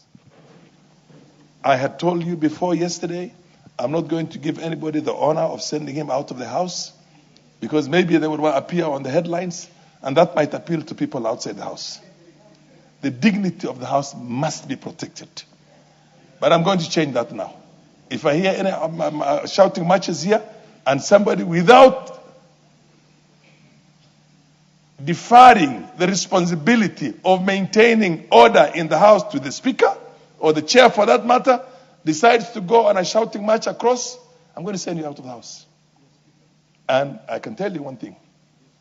I've done that many times before. And I will be willing to do it again. Honorable members, each one of you will get an opportunity. Honorable Ngogoyo, you had your moment. You contributed. You're going to contribute again to this motion if you want. Anybody who has an order. Anybody, order. Who is supposed to do that? You? Kalasinga, Honorable Kalasinga, Honorable Murillo. Everybody will have his moment to rebut, to advance, to explain, to oppose, to propose, to support in this House. This is a house of talking. But it's a house of ideas. It's not a house of shouting matches. So let us maintain that dignity. Proceed. Honorable Speaker, I really thank the Majority Leader for those wise words. Unfortunately, he has set the bad precedent himself in this House. He spends a lot of time addressing imaginary enemies and wasting our time here. Anyway, Honorable Speaker, as I was saying, what we have here, and I'm looking at the breakdown, there's a long schedule here. When you look at the expenses, if this was a serious government, they could have contemplated some of them when they were making the main budget. There's nothing we can call emergency here, or something that is so special. And the large amounts of resources are allocated to areas that are traditionally known for opaque expenditure and lack of accountability. That is why I'm saying much of the resources here, close to 8-point-something billion, is being taken to areas that we know are being used for politics. 200 million to enable the Deputy President continue traveling around the country doing politics. 1 billion to State House. We don't know what happens there. But most of the times we see yellow colors. It has become a party headquarters that is not the house that is supposed to unify the entire republic. And if you look at National Intelligence Service, Order. You are a lawyer. You understand the traditions in all democracies. There are a number of institutions that you cannot discuss them in the House. If you have to discuss them, you must have in camera. You cannot discuss the national intelligence. You cannot discuss our armed forces. You cannot discuss the Navy, the Army, the Air Force in the manner you're going to discuss any other. So you can talk about the others, but don't bring in the national intelligence or the Army or the Navy or the Air Force. Thank you very much, Honorable Speaker. I was the top constitutional lawyer in my class. Let me remind the House. MP for game, order. MP for game. You will remind the House later when there's Mr. Speaker, order. Yes. The Honorable Karoli has been a beneficiary of many visits to State House. So, when he visits State House, you must have some tea. It's an important institution. So, and we have many times in the night, Mr. Speaker, visited State House with Karoli. So he cannot say he doesn't know what. That order, Honorable MP for game. MP for game. Order, Honorable MP for game. That's a point of argument. It's not a point of order. Order. Proceed, Karoli. Honorable Speaker, our constitution places all the security agencies under civilian oversight in this House. Section 23 of our Parliamentary Powers and Privileges Act clearly says that all documents, whether from National Intelligence Service or the military, are to be brought to this House for scrutiny. So what I'm doing is correct. There is no law that says we don't have oversight. Our constitution is clear, parliamentary powers and privileges are clear. Order. I don't know if you're on your second term or your first term. Your first term. Then you are misorder. Order. Order. Wamboka, order. I am the one who is on the floor. The chair is addressing the House. Order. If you are a first termer, you better learn that. Order. Honorable Kalasinga, I want you out of the House for the moment. Out. Until for the rest of the day. You don't even know the rules, because if I tell the Sergeant Arms and he touches you like that, you will lose a lot of time and a lot of money. So what you don't know the rules, go and study the rules. Order, honorable members, the direction is that Honorable Kalasinga stays out of the House for the rest of the day. Honorable Kalasinga, out. The chair directs that you stay out of the House for the rest of the day.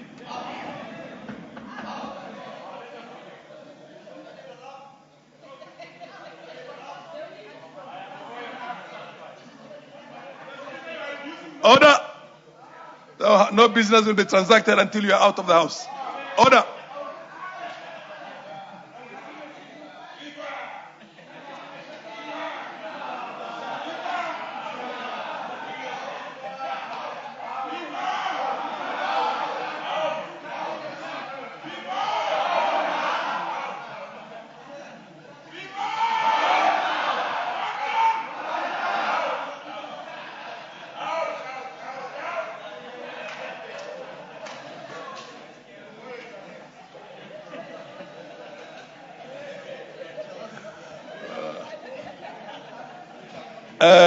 Who was on the floor at the time? Mr. Speaker, the interruptions continue. I'm still soldiering on. Mr. Speaker, let me strongly oppose this particular supplementary budget for the reasons I've said. And I've given the example of Talanta Stadium, where a whopping 42 billion shillings is being spent there without a tender, without sufficient public scrutiny. And we know why. We know why. We know what is happening there. But one time, in not so distant a future, there'll be accountability. And we will make sure it happens. Thank you very much, Honorable Speaker. Honorable Majority Leader, followed by the Honorable Amolo. Thank you, Honorable Speaker. Honorable Speaker, I rise to support this second supplementary budget of the year 2025-2026. Honorable Speaker, let me begin by reiterating what I said when we were considering the report of the committee, that a second supplementary budget ordinarily is to realign expenditure that you cannot be able to consume maybe in one state department to another state department that will be able to consume that money within that fiscal year, or as the case is in some of the items that are here, to provide for very urgent and emergency funding that had not been provided for. And I just want to point out a few, Honorable Speaker, so that even, Honorable Speaker, if you can protect me from these people making noise behind me, I can hardly hear myself. Yes, I am of the view, anybody from either side of the House. I wish I had those powers to send anyone out. But, honorable members, I was very serious when I said we need to uphold the decorum of the House. Because Honorable Karoli Omondi will stand in his place, make his point. If there is something that he says I don't agree with, I will correct the situation. Like I will be correcting what he's saying about Talanta Stadium. Honorable Speaker, I was saying some of that expenditure, and I'm happy you have guided on NIS, because NIS, our State Department for Internal Security, are getting an additional 1.5 billion. and 3.5 billion to NIS for security operations. And Honorable Speaker, those of us who come from areas that have suffered insecurity, and those members from Marsabit will tell you the problems that they have had in the recent past. You cannot wait for the next financial year to be able to appropriate for security operations and security matters. Because if anything were to happen and the security agencies say they could not do it because they didn't have resources, Honorable Speaker, the discussion will be different from what we are saying here. Honorable Speaker, what are we providing for? And our own members, ordinarily I would never have gone into these details. But because there are those of us who want to make politics out of this, it is good to point it out. And I will start with what affects you as members of parliament. In this supplementary budget, if Honorable Yegon can listen, and the Honorable Benjamin Langat, if only they can listen, proceed. Honorable Benjamin Lagat and Yegon, you will know that in this budget, your own medical as members of parliament, you have an additional 110 million. Your own medical. I do not need to name names and what some of us, our colleagues, have had to go through in the recent past, and the support they have gotten from this institution. It may happen to any one of you before the end of this financial year or the next financial year. In this, Honorable Speaker, the Honorable Rahim Dawood, standing where he's standing, he will interject the Honorable Karoli Omondi because he wants to be seen on TV on KBC. For him to be seen on KBC, Parliament has to pay KBC. We have provided an additional 200 billion shillings for you to continue getting the live broadcast so that you may be seen on TV, as many of you want to be seen on TV. Honorable members,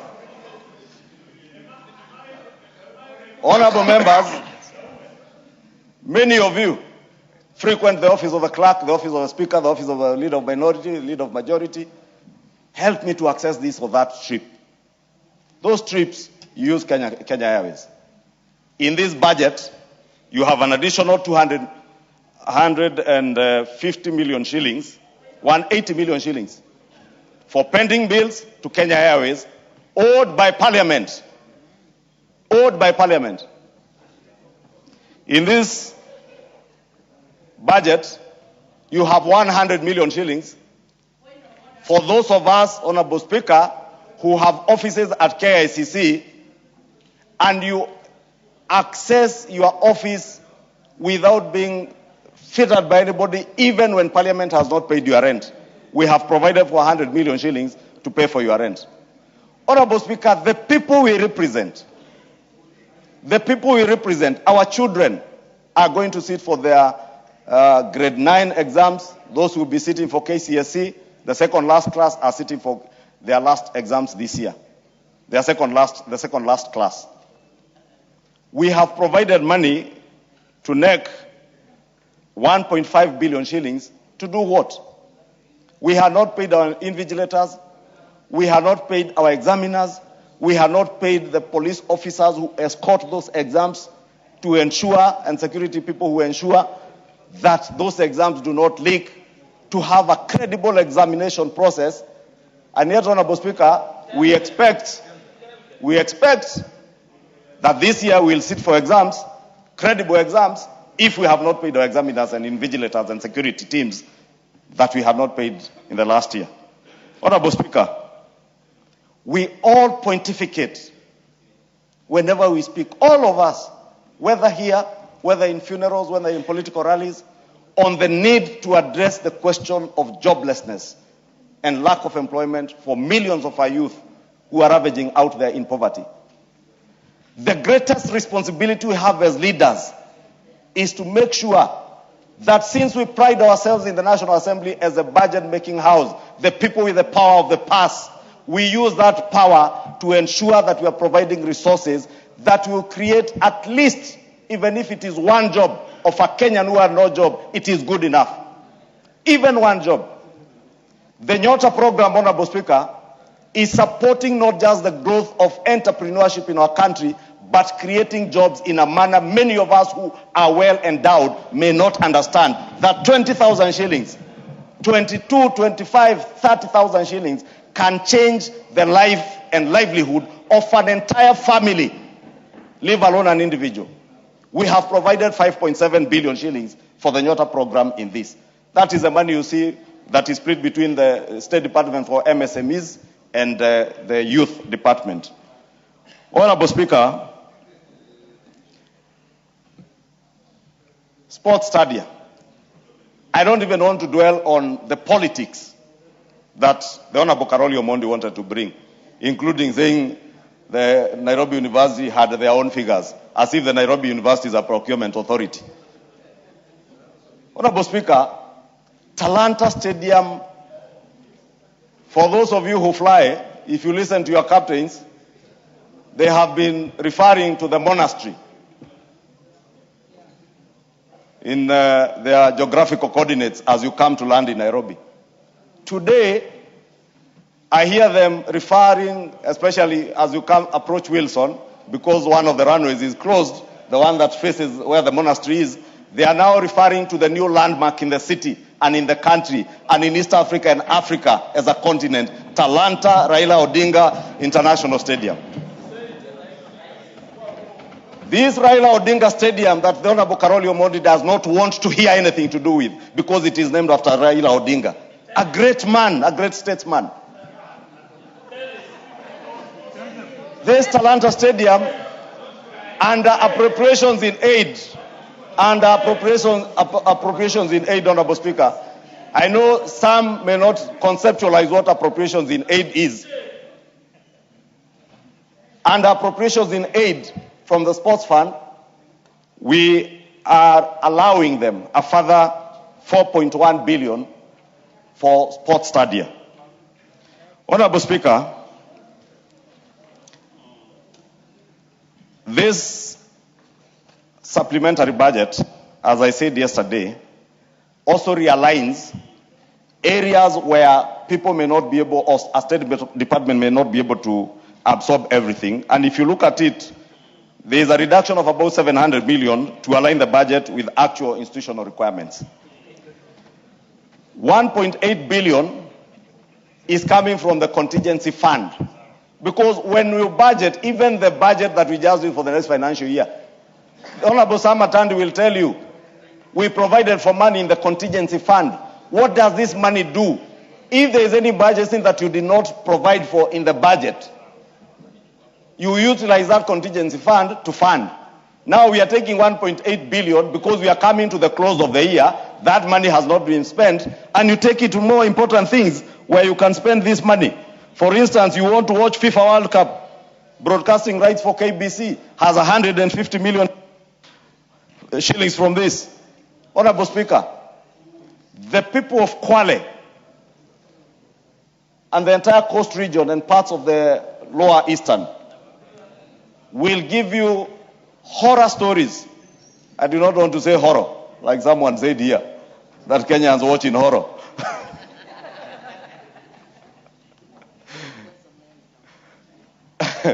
You know, Honorable Naomi Wako is saying it depends on where you come from. And the person who said Kenyans are watching in horror comes from Ranga, and I come from Kiambu, and we all speak the same language. Honorable Speaker, Mwache Dam development has 2.3 billion shillings. I was speaking about the horror stories that the people of the coast and parts of Lower Eastern can tell you. How mothers woke up as early as 4 a.m. in search of water. How communities spend 3/4 of their day looking for water. When this Mwache Dam is completed, finally completed, you will see the transformation that this will deliver to the people, not just of the coast, but our nation, because the coast region is also a very important tourist destination. Honorable Speaker, I decided to mention those things in detail, so that even as we politic, because we have a right also to politic, but let us also use this house to inform Kenyans the truth of what we are doing. And that is why I was at pain when I see a member shouting at another, just because you don't agree with what they are saying, and you don't dwell on the actual business of what the people of Kenya pay you to do. Because this is what we are paid to do. Honorable Speaker, I've heard some tell others, oh, you have not provided for this and that road. This is a second supplementary budget with, today is the 18th or 17th, I don't know. Today is the 18th. The end of the financial year is in another 12 days. So you must be certain, if you are putting money in development, it is money that you get exchequer releases. And if you are aware, probably they have started strangling the system now to slow down on exchequer releases from the National Treasury. Therefore, those of you who want to belittle, because I had a member belittling the member for Nandi Hills, I am aware and I know the people of Nandi Hills have roads, and I'm sure the member for Nandi Hills can name those roads. They have roads provided for in the budget because this member for Nandi Hills is a very diligent member of parliament who takes time to follow on development projects in his constituency. And I would dare the member for Kajiado North, who was fighting the member for Nandi Hills, tell the people of Kajiado North a single road that you have followed up to provide for the people of Kajiado North. Honorable Majority Leader, you understand the rules very well. You cannot discuss a fellow member conduct both inside and outside the House without a substantive motion. Thank you, Honorable Speaker. I stand guided, and as always, I cannot argue with the chair. Because you know, the only person with powers to throw me out of the House is you. And I abide by what you are saying, Honorable Speaker, because I want us to allow each other to debate. So that, Honorable Speaker, when the member for Kajiado North spites the member for Nandi Hills, the member for Nandi Hills gets an opportunity to defend it. But because he's a member, he's my member, and I know line by line what is in the budget. I know Nandi Hills has adequate roads because of the diligence and follow-up by the member for Nandi Hills. But I know the people of Kajiado North are still crying, and crying very hard. The people of Kajiado North are my immediate neighbors. I have roads that I am pushing on behalf of the people of Kajiado North. And some I have made sure those roads are in the budget because I follow on their behalf.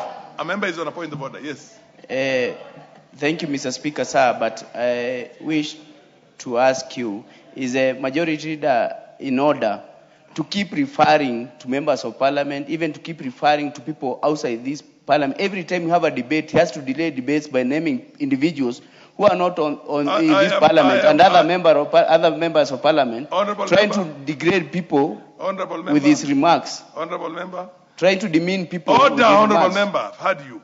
Honorable member, I am very keenly listening to him. The moment he crosses the boundary and discusses the conduct of the MP for Narok North, even to say that he's not doing good enough for his people to get roads, I'll order him out of order. Order. We are in a session. Order. Muriu. Thank you, Honorable Speaker. Since my time is about to get over, I have no business replying to the member for Starehe. I only said I mentioned Kajiado North because they are my immediate neighbors, and they are roads that I am working very hard for them, for the people of Kajiado North to get access to roads, because the people of Kajiado North deserve development like any other part of Kenya. And I have worked very hard, and I will make sure the roads that were connecting the Gong bypass that I made sure was in this budget, because almost give him an additional 3 minutes. Honorable Speaker, I was saying, because... Conclude. As I conclude, Honorable Speaker, I was saying, the Gong bypass road, for instance, and the roads, the Matasia loops, because almost 40% of the people who live in Kajiado North migrated from my village in Kekambura. They call me every day. And I, as a national leader, I have to support them. And I have supported them, and I've made sure in the next budget, the next financial year's budget, the Gong bypass road will be done, and it is there. Just like the member, I hope the member for Nandi Hills will get an opportunity to tell the people of Nandi Hills the kind of work he has put in, because I've been to Nandi Hills. I know the roads he has seen in the office to help him with. Honorable Speaker, I think is the majority leader in order to make such reckless statements that I ensured the money was in the budget, that I will make sure that thing is in the budget next year. I mean, we have a budget framework. We have a process of making budgets in this country. Are you revealing to the country that those processes don't matter? It is what your whims are when you want to attend to your relatives that matters. Honorable Speaker. Honorable Speaker, that was unnecessary interjection that I have no time for. Because we all know, and we live in this country, we know how we do the budgets. You know, nothing will land on your table, nothing will land on the table if you are not a diligent member of parliament to be able to follow it up. You must make sure that you interact with the budget committee. You must make sure you interact with the state departments. That is why I am saying, Honorable Speaker, for us to be debating development expenditure 2 weeks to the end of the financial year, we only want to throw points at the member for Nandi Hills, who is I must repeat, is a very diligent member. Very diligent. More diligent by another one who is very fond of pointing fingers at him. Whereas I am very busy working for the people of Kenya. And I will continue to ensure even the people of Suba South get roads. They get access to electricity because they are Kenyans and they deserve. And the Cabinet Secretary for the National Treasury, as much as it hurts one of us, he is an expert par excellence, given to us by ODM. And the expert from Suba South, the Honorable John Buddy, as much as it is painful to one of us here, is doing a great job in ensuring that development is there across the country and there is inclusivity. Finally, Honorable Speaker, on State House budget. On State House budget, because that's the other thing I've had people try to make.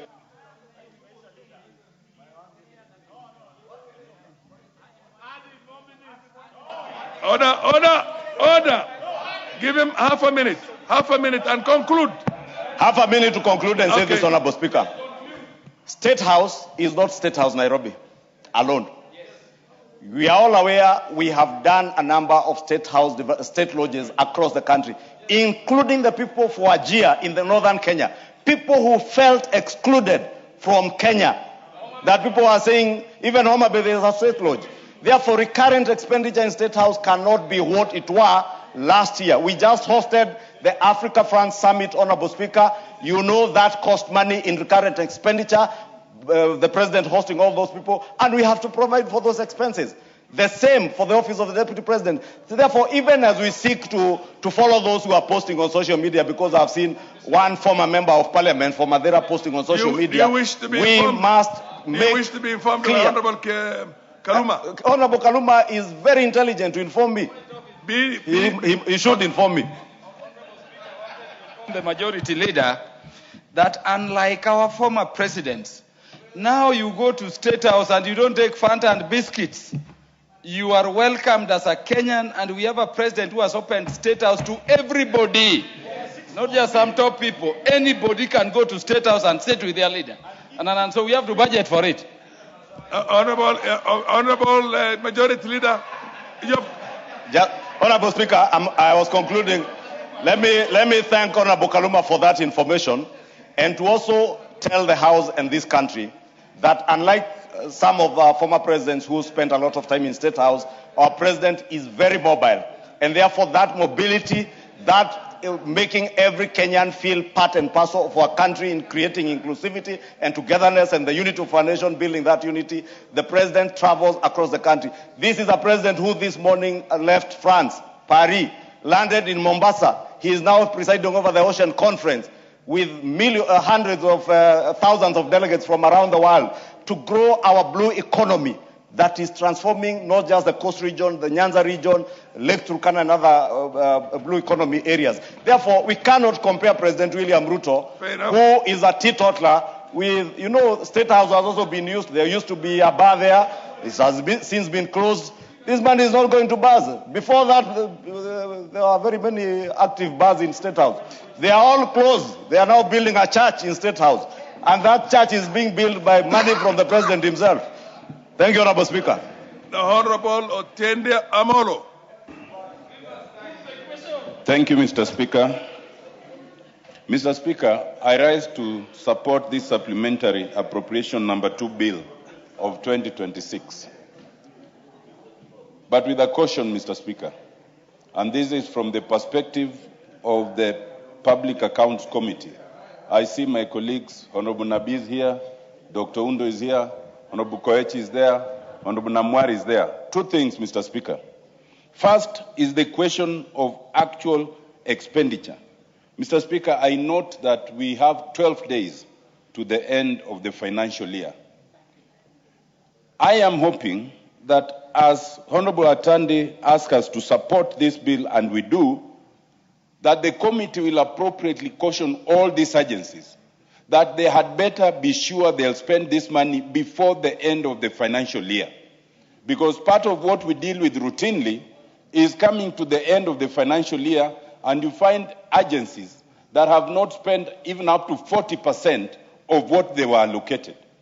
And my caution, therefore, Mr. Speaker, is that if any of these agencies should end up with having an audit query for not having spent, then the Budget and Appropriations Committee should appropriately penalize them by reducing their budget in the next cycle. My second caution, Mr. Speaker, is on confidential expenditure. Mr. Speaker, I note that half of this supplementary budget, that's about 6 billion, goes to 3 agencies that usually have confidential expenditure. That is State House, 1 billion, Internal Security, 1.5 billion, and National Intelligence, 3.5 billion, about 50%. Mr. Speaker, part of what we have routinely faced are some of these agencies taking virtually every other expenditure and putting it under confidential expenditure. And the reason is they say Treasury has not updated or revised the regulations to indicate what is confidential expenditure and what is not confidential expenditure. Mr. Speaker, I want to urge the Finance and National Planning Committee, in conjunction with the Budget Committee. Order, Honorable Honorable Kaluma is on a point of order. Honorable Speaker, I never interrupt on Guamolo, but there is constant mention of confidential vote through the presentations, and it is a very sensitive issue. If I remember, the idea of confidential votes was abolished last year. Could Honorable Amolo mention to us this confidential vote that is referring to and which the members are referring to, so that we can make a decision with knowledge around it? Because so far as I'm aware, there is no confidential vote here. Mr. Speaker, if that was a point of order, then I do not know under which standing order it arises, because that is a contribution. No, Mr. Speaker, I want to tell you. I want to tell you. Order. I want to respond, Mr. Speaker. Order. Honorable Otiende Amolo, you are a senior member here.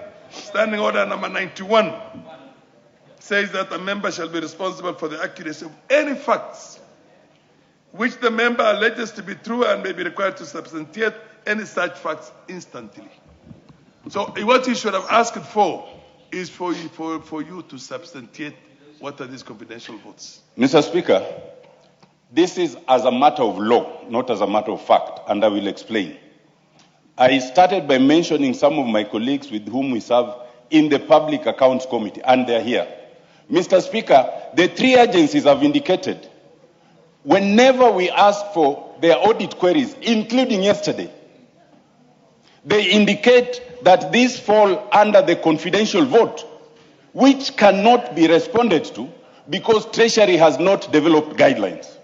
The only point I wanted to make is this, and it's a very simple point. We do not need to disagree on this.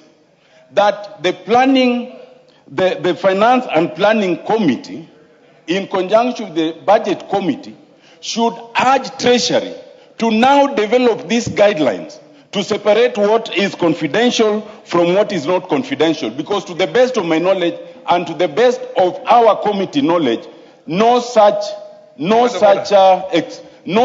distinction has been abolished. Honorable Tongoe is on a point of order.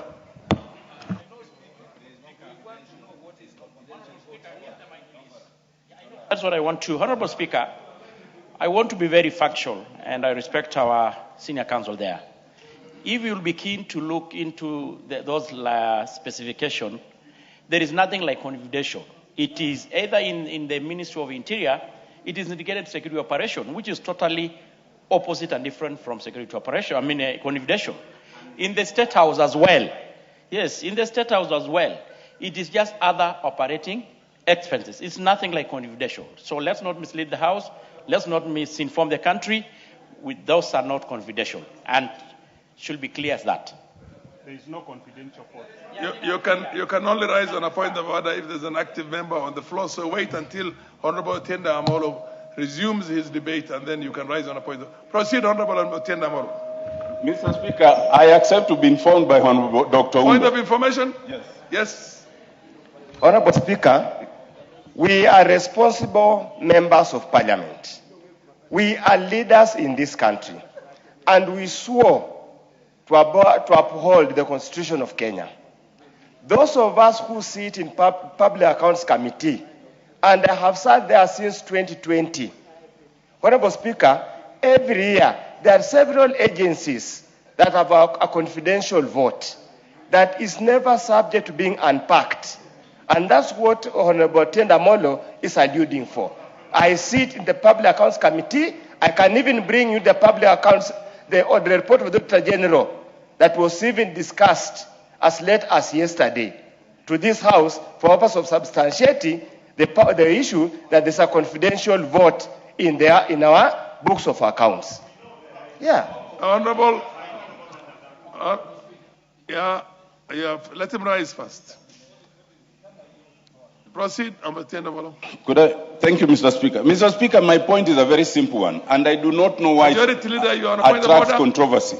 What's your point of order, Honorable Majority Leader? Honorable Speaker, listening to what Honorable Ondo, I don't know if whether he's a member of the Public Accounts Committee, but I know the Senior Counsel is a member or was a member of the Public Accounts Committee, if not the chair some time back. But Honorable Speaker, I think we need to make it clear what the Honorable Ngogoi said, what Honorable Kaluma has said.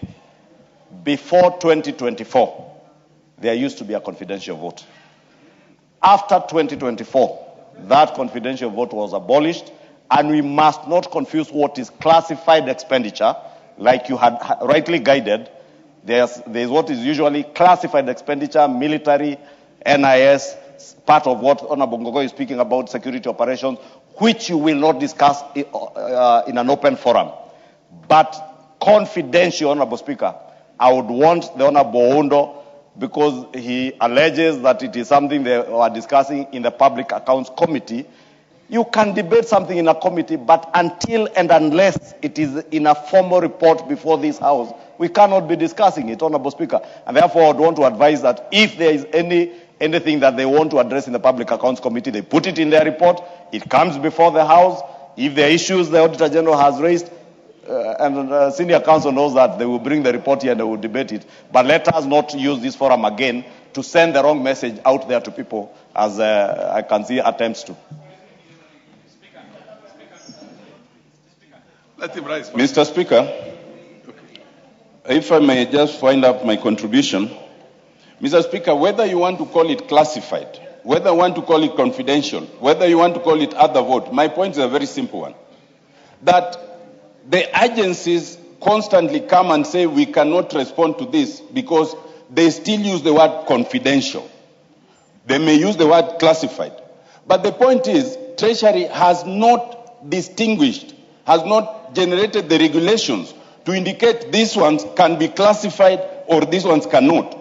And therefore, most of these agencies come and say we cannot respond to almost everything because it falls in that category. All I'm saying is that it behoves us as a House to work with Treasury to create that distinction. Lastly, Mr. Speaker. Order, Honorable Otiende Amolo. I will repeat that again. And I've had the opportunity in the 10th Parliament, in the 7th Parliament. You see, there is intelligence gathering, there's counterintelligence, there's terrorism, there's counterterrorism. You expect those institutions are going to tell you we use these things to go and get espionage, counter-espionage. Those things are not for public, There is the military order. military hardware and ordinances. There is the officers who are there. Nobody knows the number of our officers in the armed forces. It's supposed to be a classified information. Order. Classified information. Honorable members, let us not confuse statecraft. Order. Order. Mbui. I think without proper arrangements being done by security cleared committee, this parliament, open parliament, cannot discuss our security institutions in any way. Not the military. Nobody is supposed to know how many helicopters we have, how many planes we have, how many of these things. And these are information, the expenditure is for ordinances. So I want you to know that when you get to that, please, it's a no-go area. But anybody else, order, any other area, yes, but not the security machinery, not the intelligence, not the armed forces of this country. On who? On me. You see, that's why I tell you, you're a first timer. You rise on a point of order when a member is contributing and is not. Order. I am not debating. I am guiding the House. No, I'm guiding the House. Proceed. Proceed, Amolo. We don't want this basic activism to go into national security. National security is not an easy thing to mess around with. Proceed. Can I have the mic? Give the mic to Honorable Otende Amolo. What? Use the next one, Otende Amolo. Which one? Thank you, Mr. Speaker. You know, it is funny that the very point you make is all I'm making, yes, and yet you make it by way of correcting me. No. The point I'm making is simple. No, I'm informing the House, not correcting you. Yes. That the fact that there are certain things that cannot be disclosed to the public, yes, should not be an excuse to cover even those which should be audited. And what should happen is that Treasury should develop very clear guidelines to say these ones cannot be the subject of public debate, okay, but these ones ought to be the subject of public debate. You cannot take, say, the entire amount allocated to one agency because it's a security agency and say it cannot be audited. That's all I'm saying.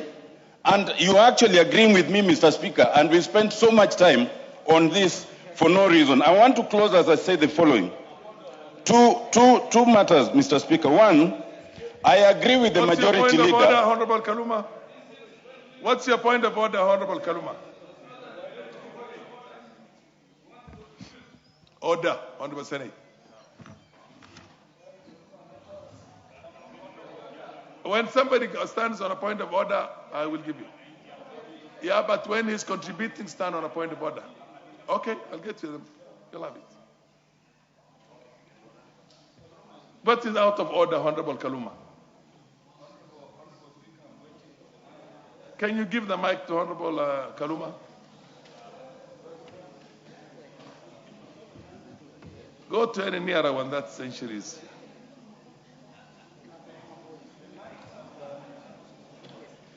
Come to the front.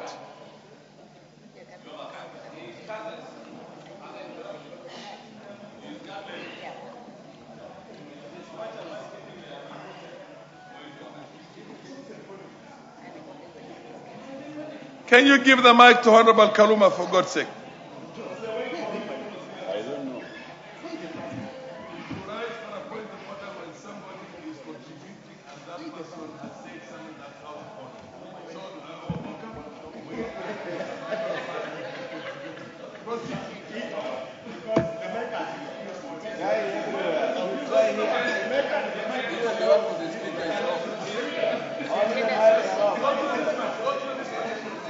I don't know. Kaluma, there's a mic here. They have a point of order, so I'm waiting.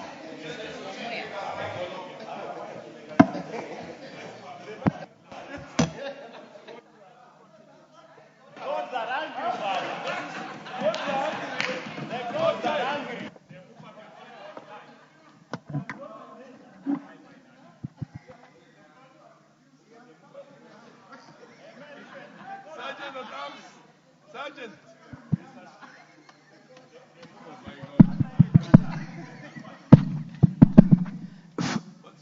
Honorable Speaker, the Honorable Otiende Amolo raises the good point that if there are confidential votes, then we should have a regulation around them. And we don't contest that point. The point of order I raised, Honorable Speaker, is that we are debating supplementary appropriations number 2 bill of 2026. And in that supplementary appropriation bill we are dealing with, there is no provision for confidential vote. And my worry is that in as much as Honorable Amolo's explanation is good, if we let it go that way, the presumption by people watching us outside there will be that there are confidential provisions here which are not there.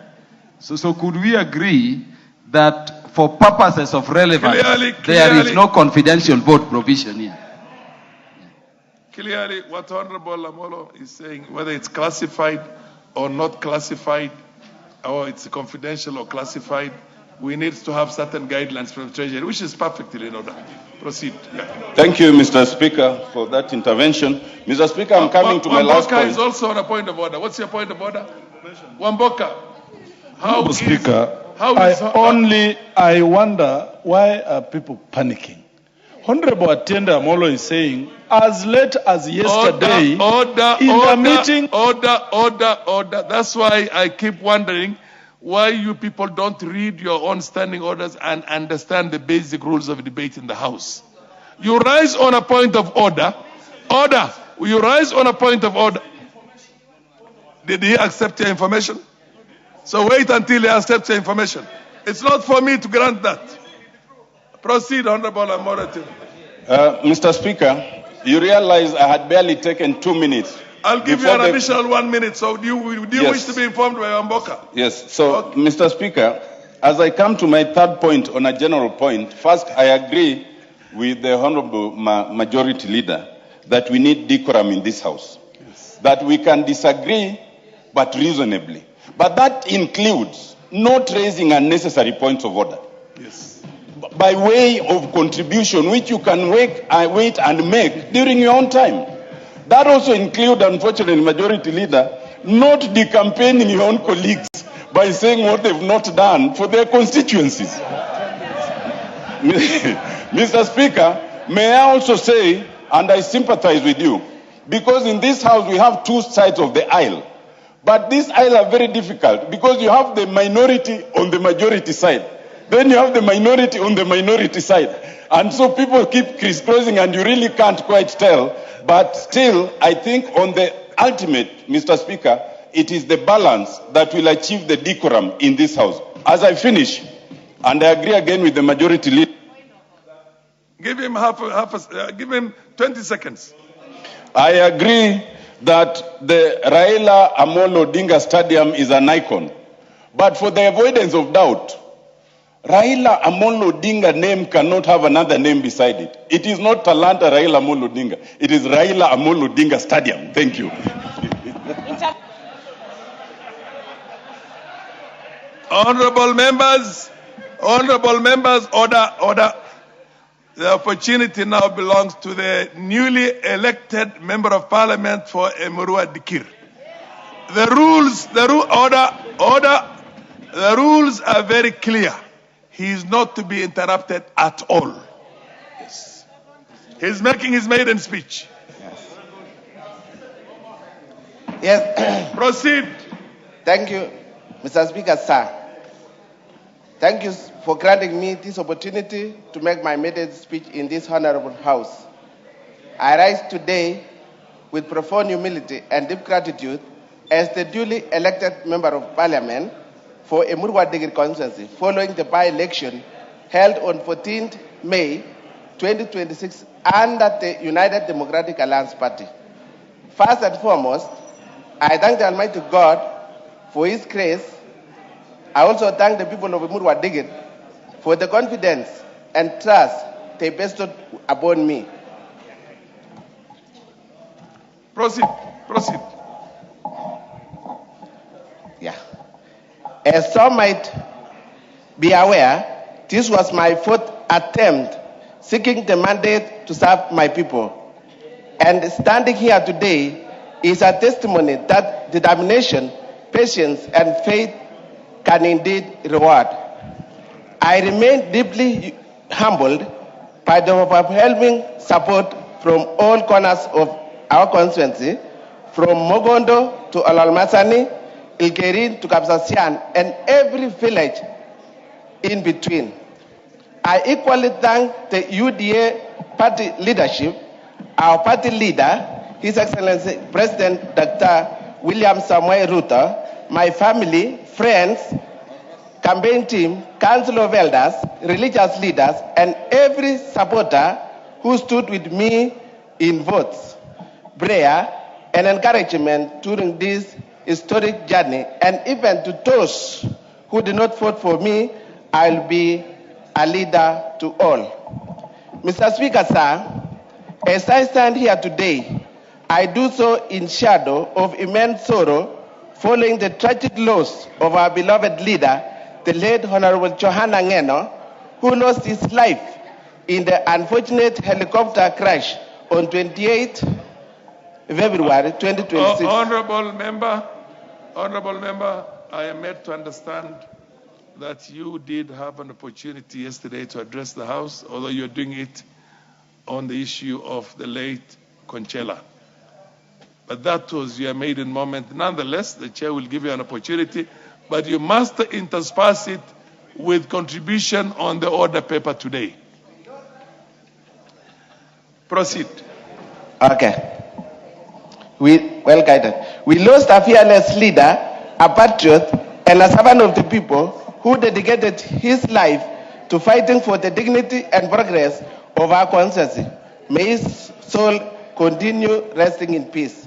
Mr. Speaker, sir, I do not come here to replace Honorable Johanna Ngeno, for no one can replace him. Rather, I come to continue the journey we began together as comrades in the year 2007, when the quest to carve out a Murwa Digir from Kilgoris constituency began. By 2013, we had already succeeded to have our own constituency as a people. And so I honor this legacy through service, humility, and commitment to the people he loved dearly. I pledge to carry forward his dream and for a better Emurwa Digir, and to ensure that his vision does not die with him.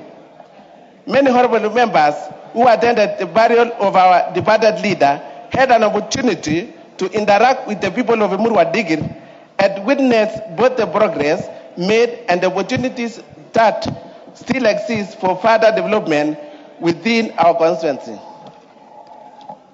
Indeed, we appreciate the strides that have been made over the years in the sectors of road infrastructure, education, rural electrification, agriculture, and establishment of important public institutions across our constituency. However, as the youngest and growing constituency, there remains a need for continued investment to expand road network, a matter on which I am already engaging relevant authorities. Mr. Speaker, sir, there is a need to improve access to clean and reliable water, enhance electricity connectivity to the last mile, strengthen agricultural support programs for our farmers. Mr. Speaker, I dream of schools where every child can learn in dignity and compete equally with children from other parts of Kenya. On healthcare, I am committed to working closely with the county government of Narok and relevant national agencies to ensure our health facilities, including Emurwa Digir Level 4 Hospital, are well equipped, adequately staffed, and fully operational to serve our people effectively. Mr. Speaker, sir, the greatest strength of Emurwa Digir is its people. They are resilient, industrious, and hardworking citizens whose potential, if well supported, can greatly contribute to both our local national economy. I look forward to working with various stakeholders to open more economic and employment opportunities for our youth across the 4 wards. Mr. Speaker, while acknowledging my legislative roles as per Constitution, particularly Articles 94 and 95, I undertake to exercise firm oversight over NGCDF to ensure that every cent allocated to Emurwa Digir serves the intended purpose. I also commit myself to ensuring fairness, transparency, and equity in allocation of bursaries so that no deserving child misses education because of poverty, discrimination. As I conclude, Mr. Speaker, sir, I wish to acknowledge the resilience, strength, determination of the people of Murwa Digir. For years, our people have endured hardship, marginalization, and neglect, yet they have never lost hope. Today, they look to this House with renewed optimism, and their voices shall finally be heard and their challenges addressed. I promise the people of Murwa Digir that I shall serve them faithfully, protect their interests fearlessly, and I commit to being unifying factor in our bid to transform our constituency into a beacon of progress and opportunity. As I conclude, Mr. Speaker, sir, I want to thank the following members of Parliament who came to support me way back in 2017, led by Majority Leader Kimani Ichung'wah, Honorable Tongoyo, Honorable Kibagendi, Honorable Ngogoyo, Honorable Parejo, Honorable Tongei Rebecca, among many others. Although I found Honorable Kibagendi and Ngogoyo not support the government, I would wish them to cross the floor to support the government of the day. May God bless Murwa Digir and may God bless Kenya. Thank you so much.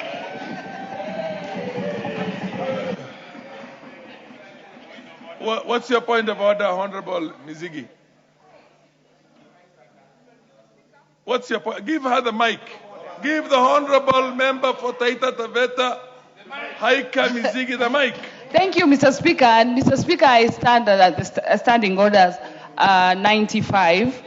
Mr. Speaker, since we've had enough time adequately to contribute to the motion, Mr. Speaker, I will request that the mover to be called to reply, Mr. Speaker.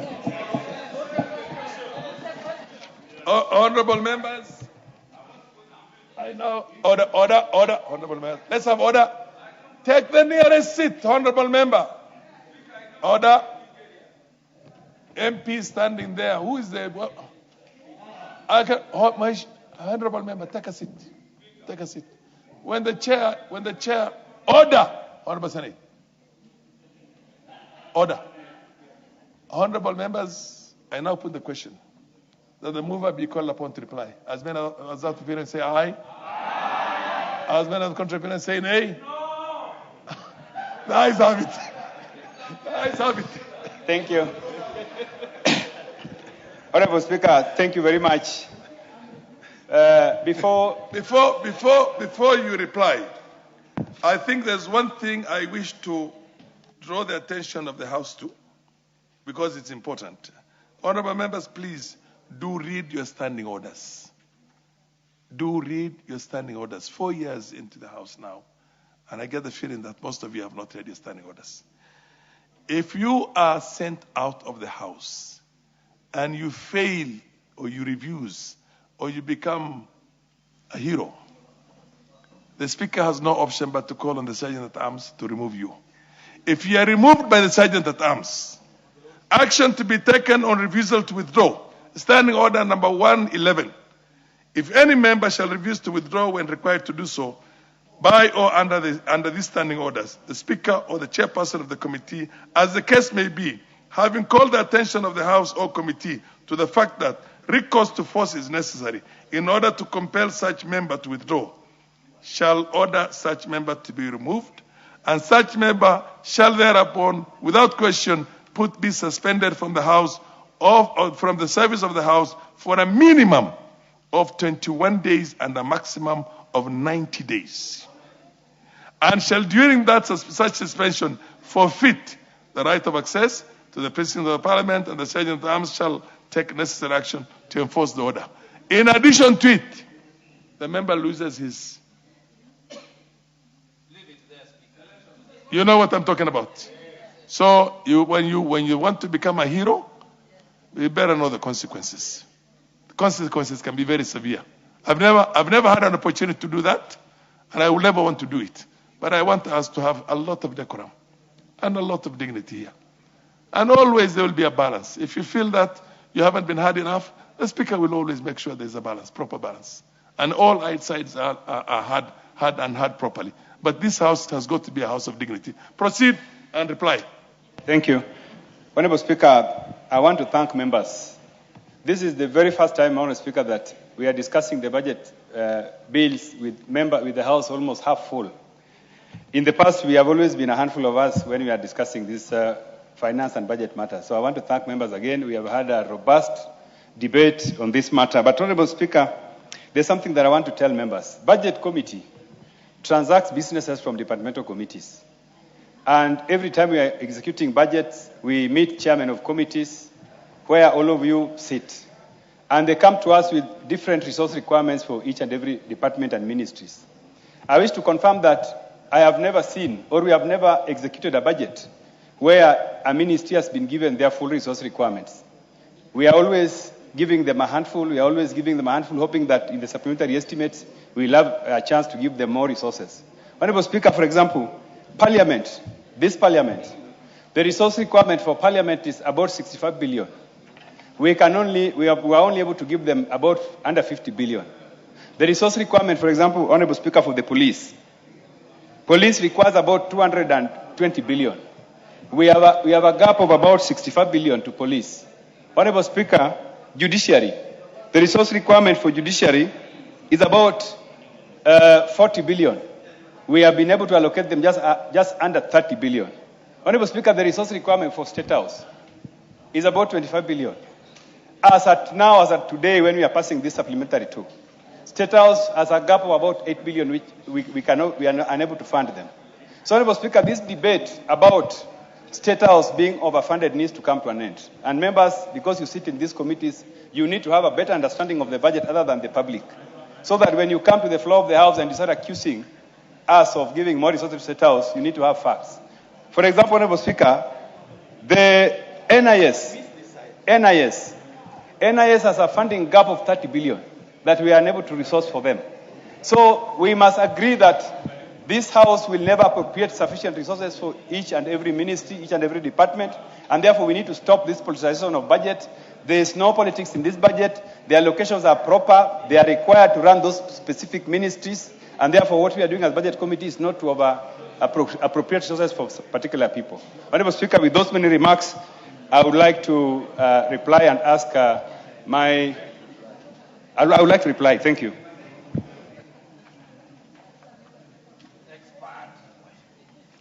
Order. Honorable members, I now put the question that the supplementary appropriation number 2 bill, National Assembly Bill number 38 of 2026 be now read a second time. No, be now read a second time. As men of the appearance say aye. Aye. As men of the contrary appearance say nay. The ayes have it. Honorable members, we have a supplement. Oh, proceed first. A bill for an act of parliament to authorize the issue of certain sums of money out of the consolidated fund and the application towards the service of the year ending on the 30th June 2026 and to appropriate those sums for certain public services and purposes. Honorable members, we have a supplementary order paper. And now we are going to order number 9, Roman 1. Order number 9, Roman 2 is deferred to an appropriate date and time in the future. And now we're going into committee. Order number 9, Committee of the Whole House. Honorable members, Mr. Speaker.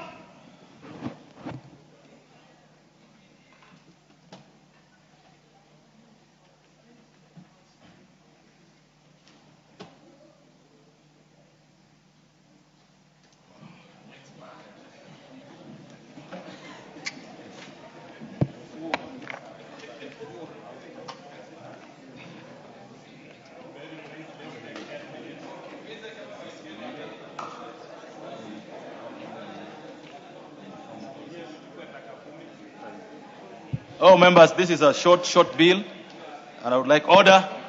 I would like us to have attention of the House, and then we proceed quickly.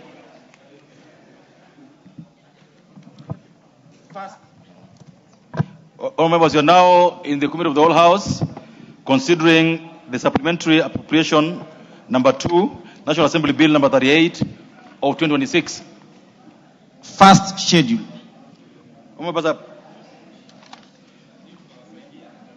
All members, I propose the question that the first schedule be the schedule of the bill. Is there an amendment? Chairperson, schedule. The first schedule.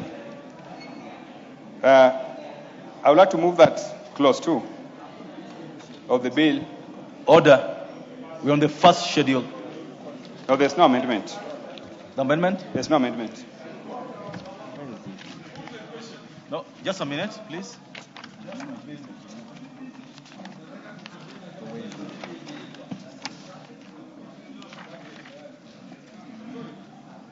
The Honorable Chair approach the table.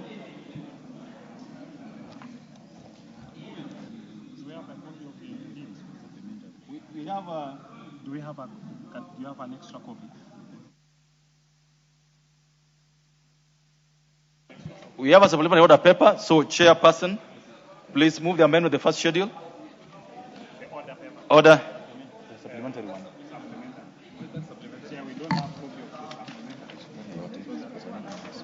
Go ahead. I would like to move that the first schedule to the bill be deleted and replaced with the following new schedule, which is in the order paper. Thank you. Oh, members, I propose the question that the first schedule of the bill be amended as proposed by the Chair, Budget Appropriation Committee. I now put the question, more members, that the first schedule of the bill be amended as proposed by the Chairperson of the BSC Committee. Will as another opinion say aye? Will as another opinion say nay? Ayes have it. I now put the question, members, that the first schedule as amended be part of the bill. Will as many of that opinion say aye? Will as many of that opinion say nay? Ayes have it. Second schedule. Members, I propose the question that the second schedule be the second schedule of the bill. Honorable Chair. I would like to move that the second schedule to the bill be amended and replaced with the following new schedule, which is here in the bill, in the order paper.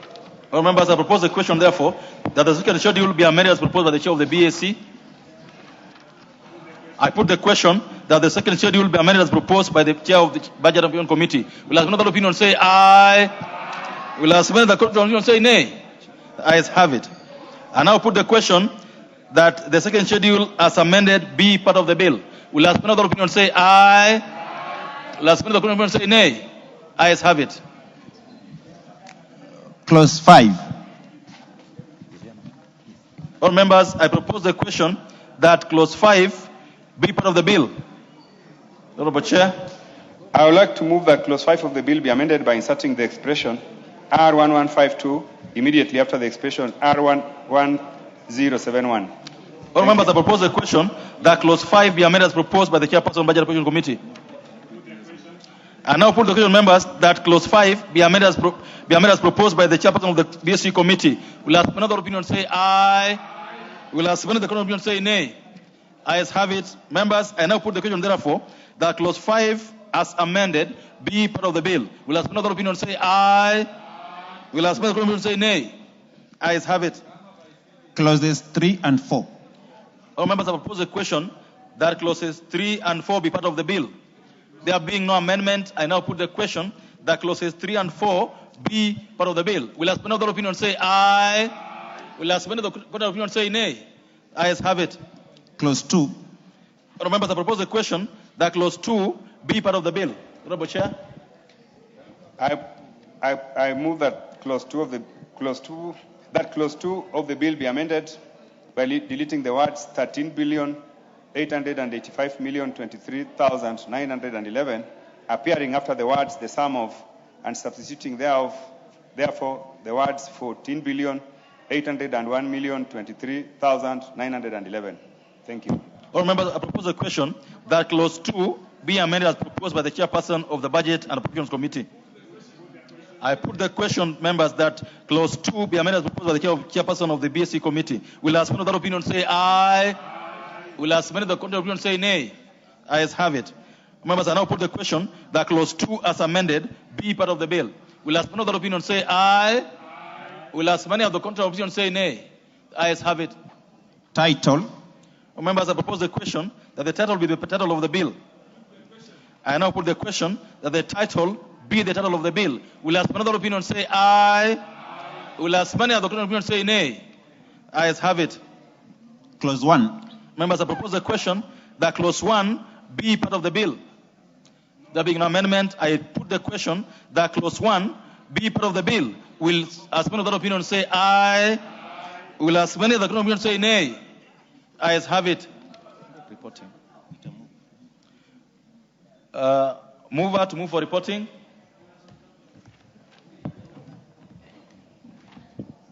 Honorable Chairperson, I beg to move that the committee do report to the House its consideration of the supplementary appropriation number 2 bill, National Assembly Bill number 38 of 2026, and its approval thereof with amendments.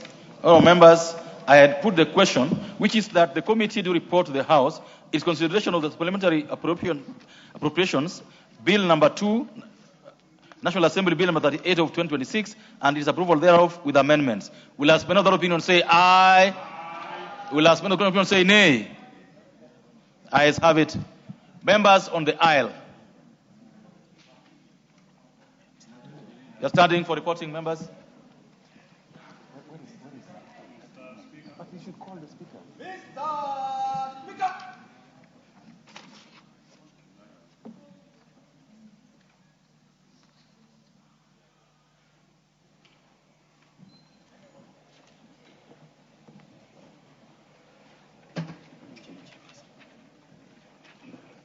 Chairperson, to report to the House. Honorable Speaker,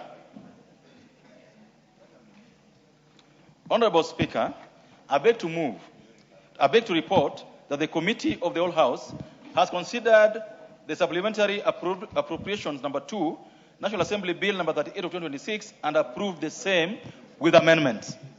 The mover to move agreement with the report. Honorable Speaker, I beg to move that the House do agree with the committee in the said report. I also request the Honorable the Vice Chairman of Budget and Appropriations Committee to second the motion for agreement with the report on the Committee of the Whole House. Honorable Pukose. Honorable Speaker, I second. Yeah, honorable members, I propose the question that the House do agree with the committee in the said report. Is it the mood of the House that I put the question?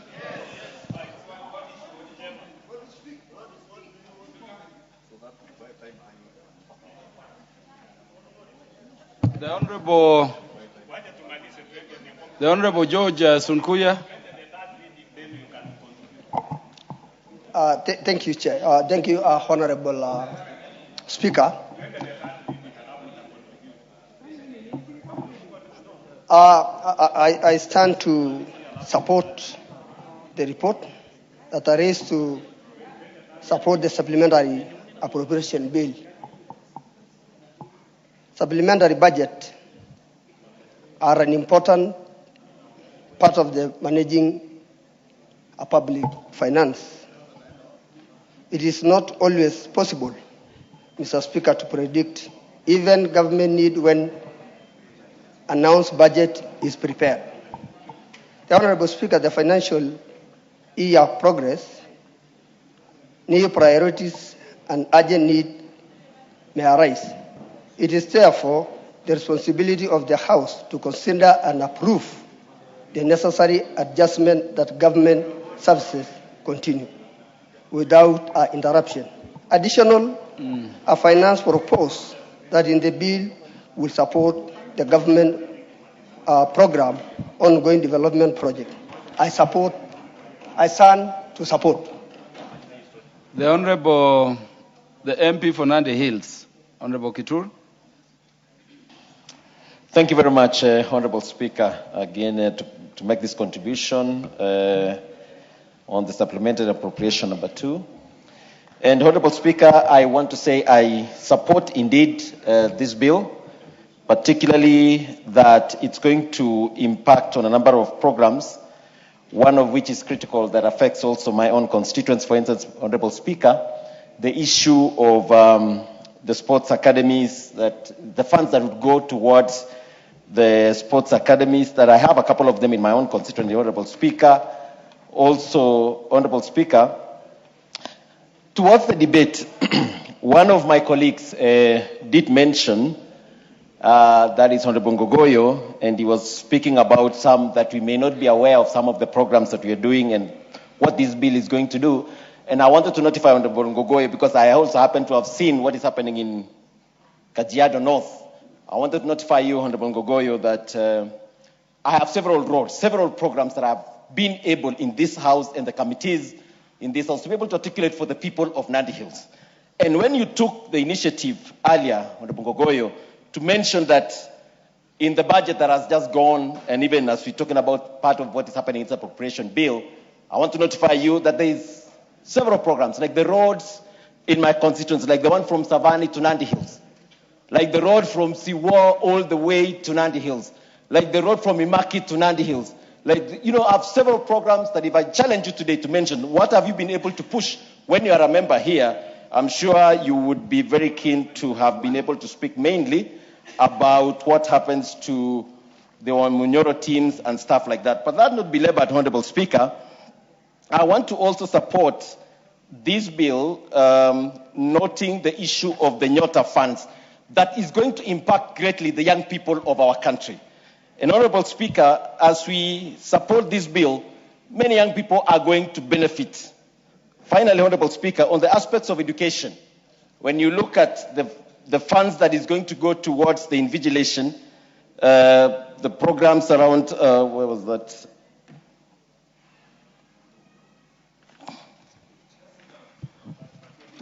Now, Honorable Speaker, let me mention this then before I sit down. The issue of the ICT committee, Honorable Speaker, and one of the things that had come to our committee was the issue of the 150 million shillings that is meant to support the KBC to be able to broadcast the FIFA World Cup games.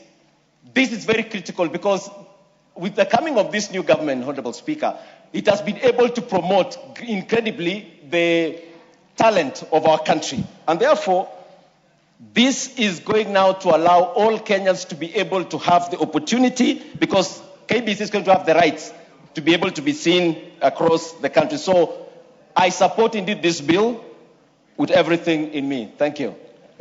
Honorable Adan Keinan, because of rank, we'll have the last comment at this stage. Thank you, Mr. Speaker. Mr. Speaker, allow me to make just two comments on this.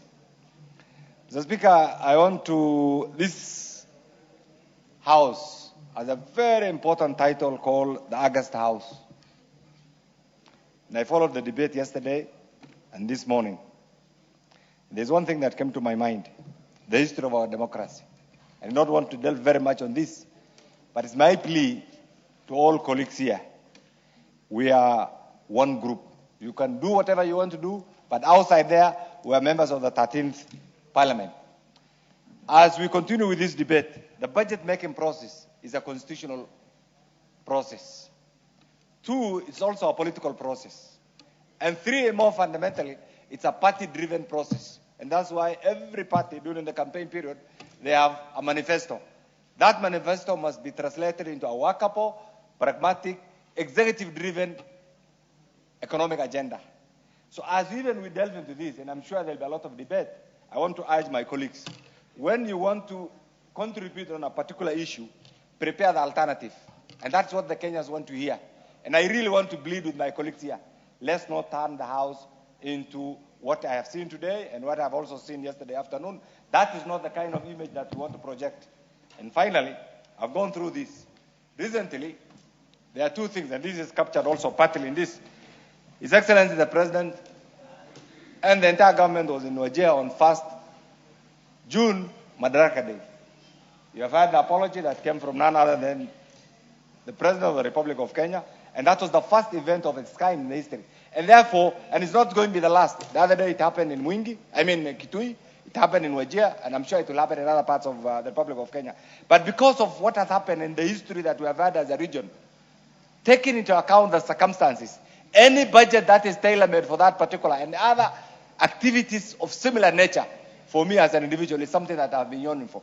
So I want to believe this supplementary 2 is properly before the House, is well documented, and therefore I urge you to support. But as we approach this afternoon session, Please, let's act differently. That is what will give us a better image, a better understanding, and that's what the Kenyans actually are looking forward to. I support this, Mr. Speaker. Honorable members, let me put the question. We are going to have a stage in the process where we can make comments before third reading. So accordingly, honorable members, I now put the question. The House do agree with the committee in the said report. As many as are of that opinion say aye. Aye. As many as are of the contrary opinion say nay. The ayes have it. The mover of the bill to move third reading. Honorable Speaker, I beg to move that the supplementary appropriation number 2, National Assembly Bill number 38 of 2026, be now read a third time. I also request the Honorable Vice Chairman of Budget and Appropriations Committee to second. The Honorable Pukose. Honorable Speaker, I second. Honorable members, I propose the question. The supplementary appropriation bill number 2, National Assembly Bill number 38 of 2026, be now read a third time. The Honorable Charles Ngusia. Yes, Mr. Speaker, thank you very much. And from the onset, I would like to say I am supporting this supplementary budget bill, of course, bill number 2, purposely because I have seen a lot of importance, because we are hosting Africa Cup of Nations next year. And as I sit in the committee of the sports committee, there are things that CAPs came and changed without us expecting to change the standards and quality of the stadium. And it is very important we allocate resources so that we can meet the regulations of the CAF and we hold a successful Africa Cup of Nations, which will sell the country across. Mr. Speaker, the other issues of security, they are very important. We saw what happened in Mwingi and other areas, and that is why most of the members who are opposing this bill, they don't have facts. We need to support this bill so that the money can be realigned to a very important and sensitive issues. With those few remarks, I support.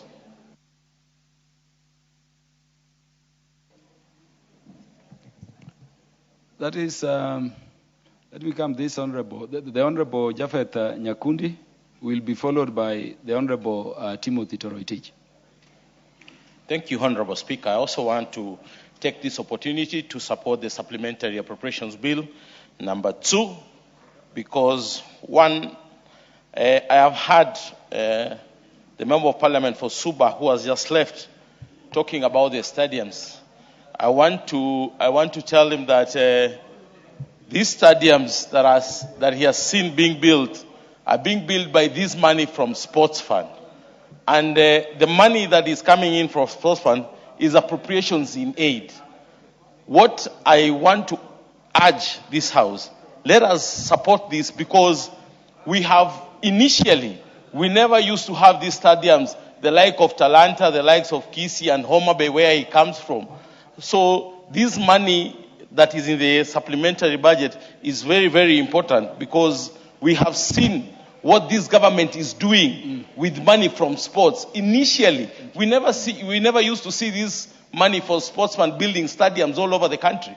So I want to support this supplementary budget, because it is supporting a lot of things, more especially money for invigilators. You saw the other day teachers striking because they were not given their money last year, the ones who invigilated the exams. But this time round, I have seen money has been put in early enough so that as the students are going to do their exams this year, the teachers can be able to get the money so that they can be able to support the invigilation. So generally, I want to support this supplementary budget in totality, and I want to thank the Budget and Appropriations Committee, and more especially the able chairman, Honorable Samuel Atandi. Thank you. The Honorable Timothy Toroitich in 1 minute.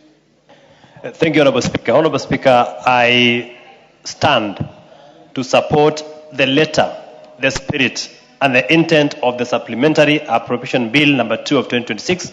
Honorable Speaker, for only one reason.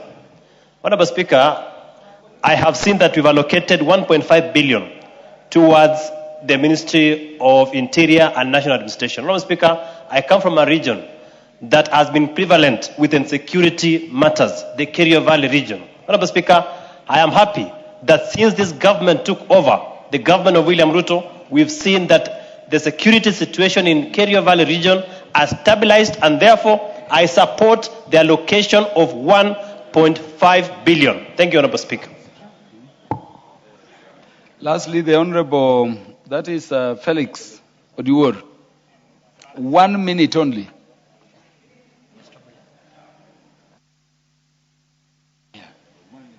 Thank you so much, Mr. Speaker, for giving me this opportunity to also support the supplementary appropriation bill number 2, mostly on the side of the sports fund and the money that has been allocated to it.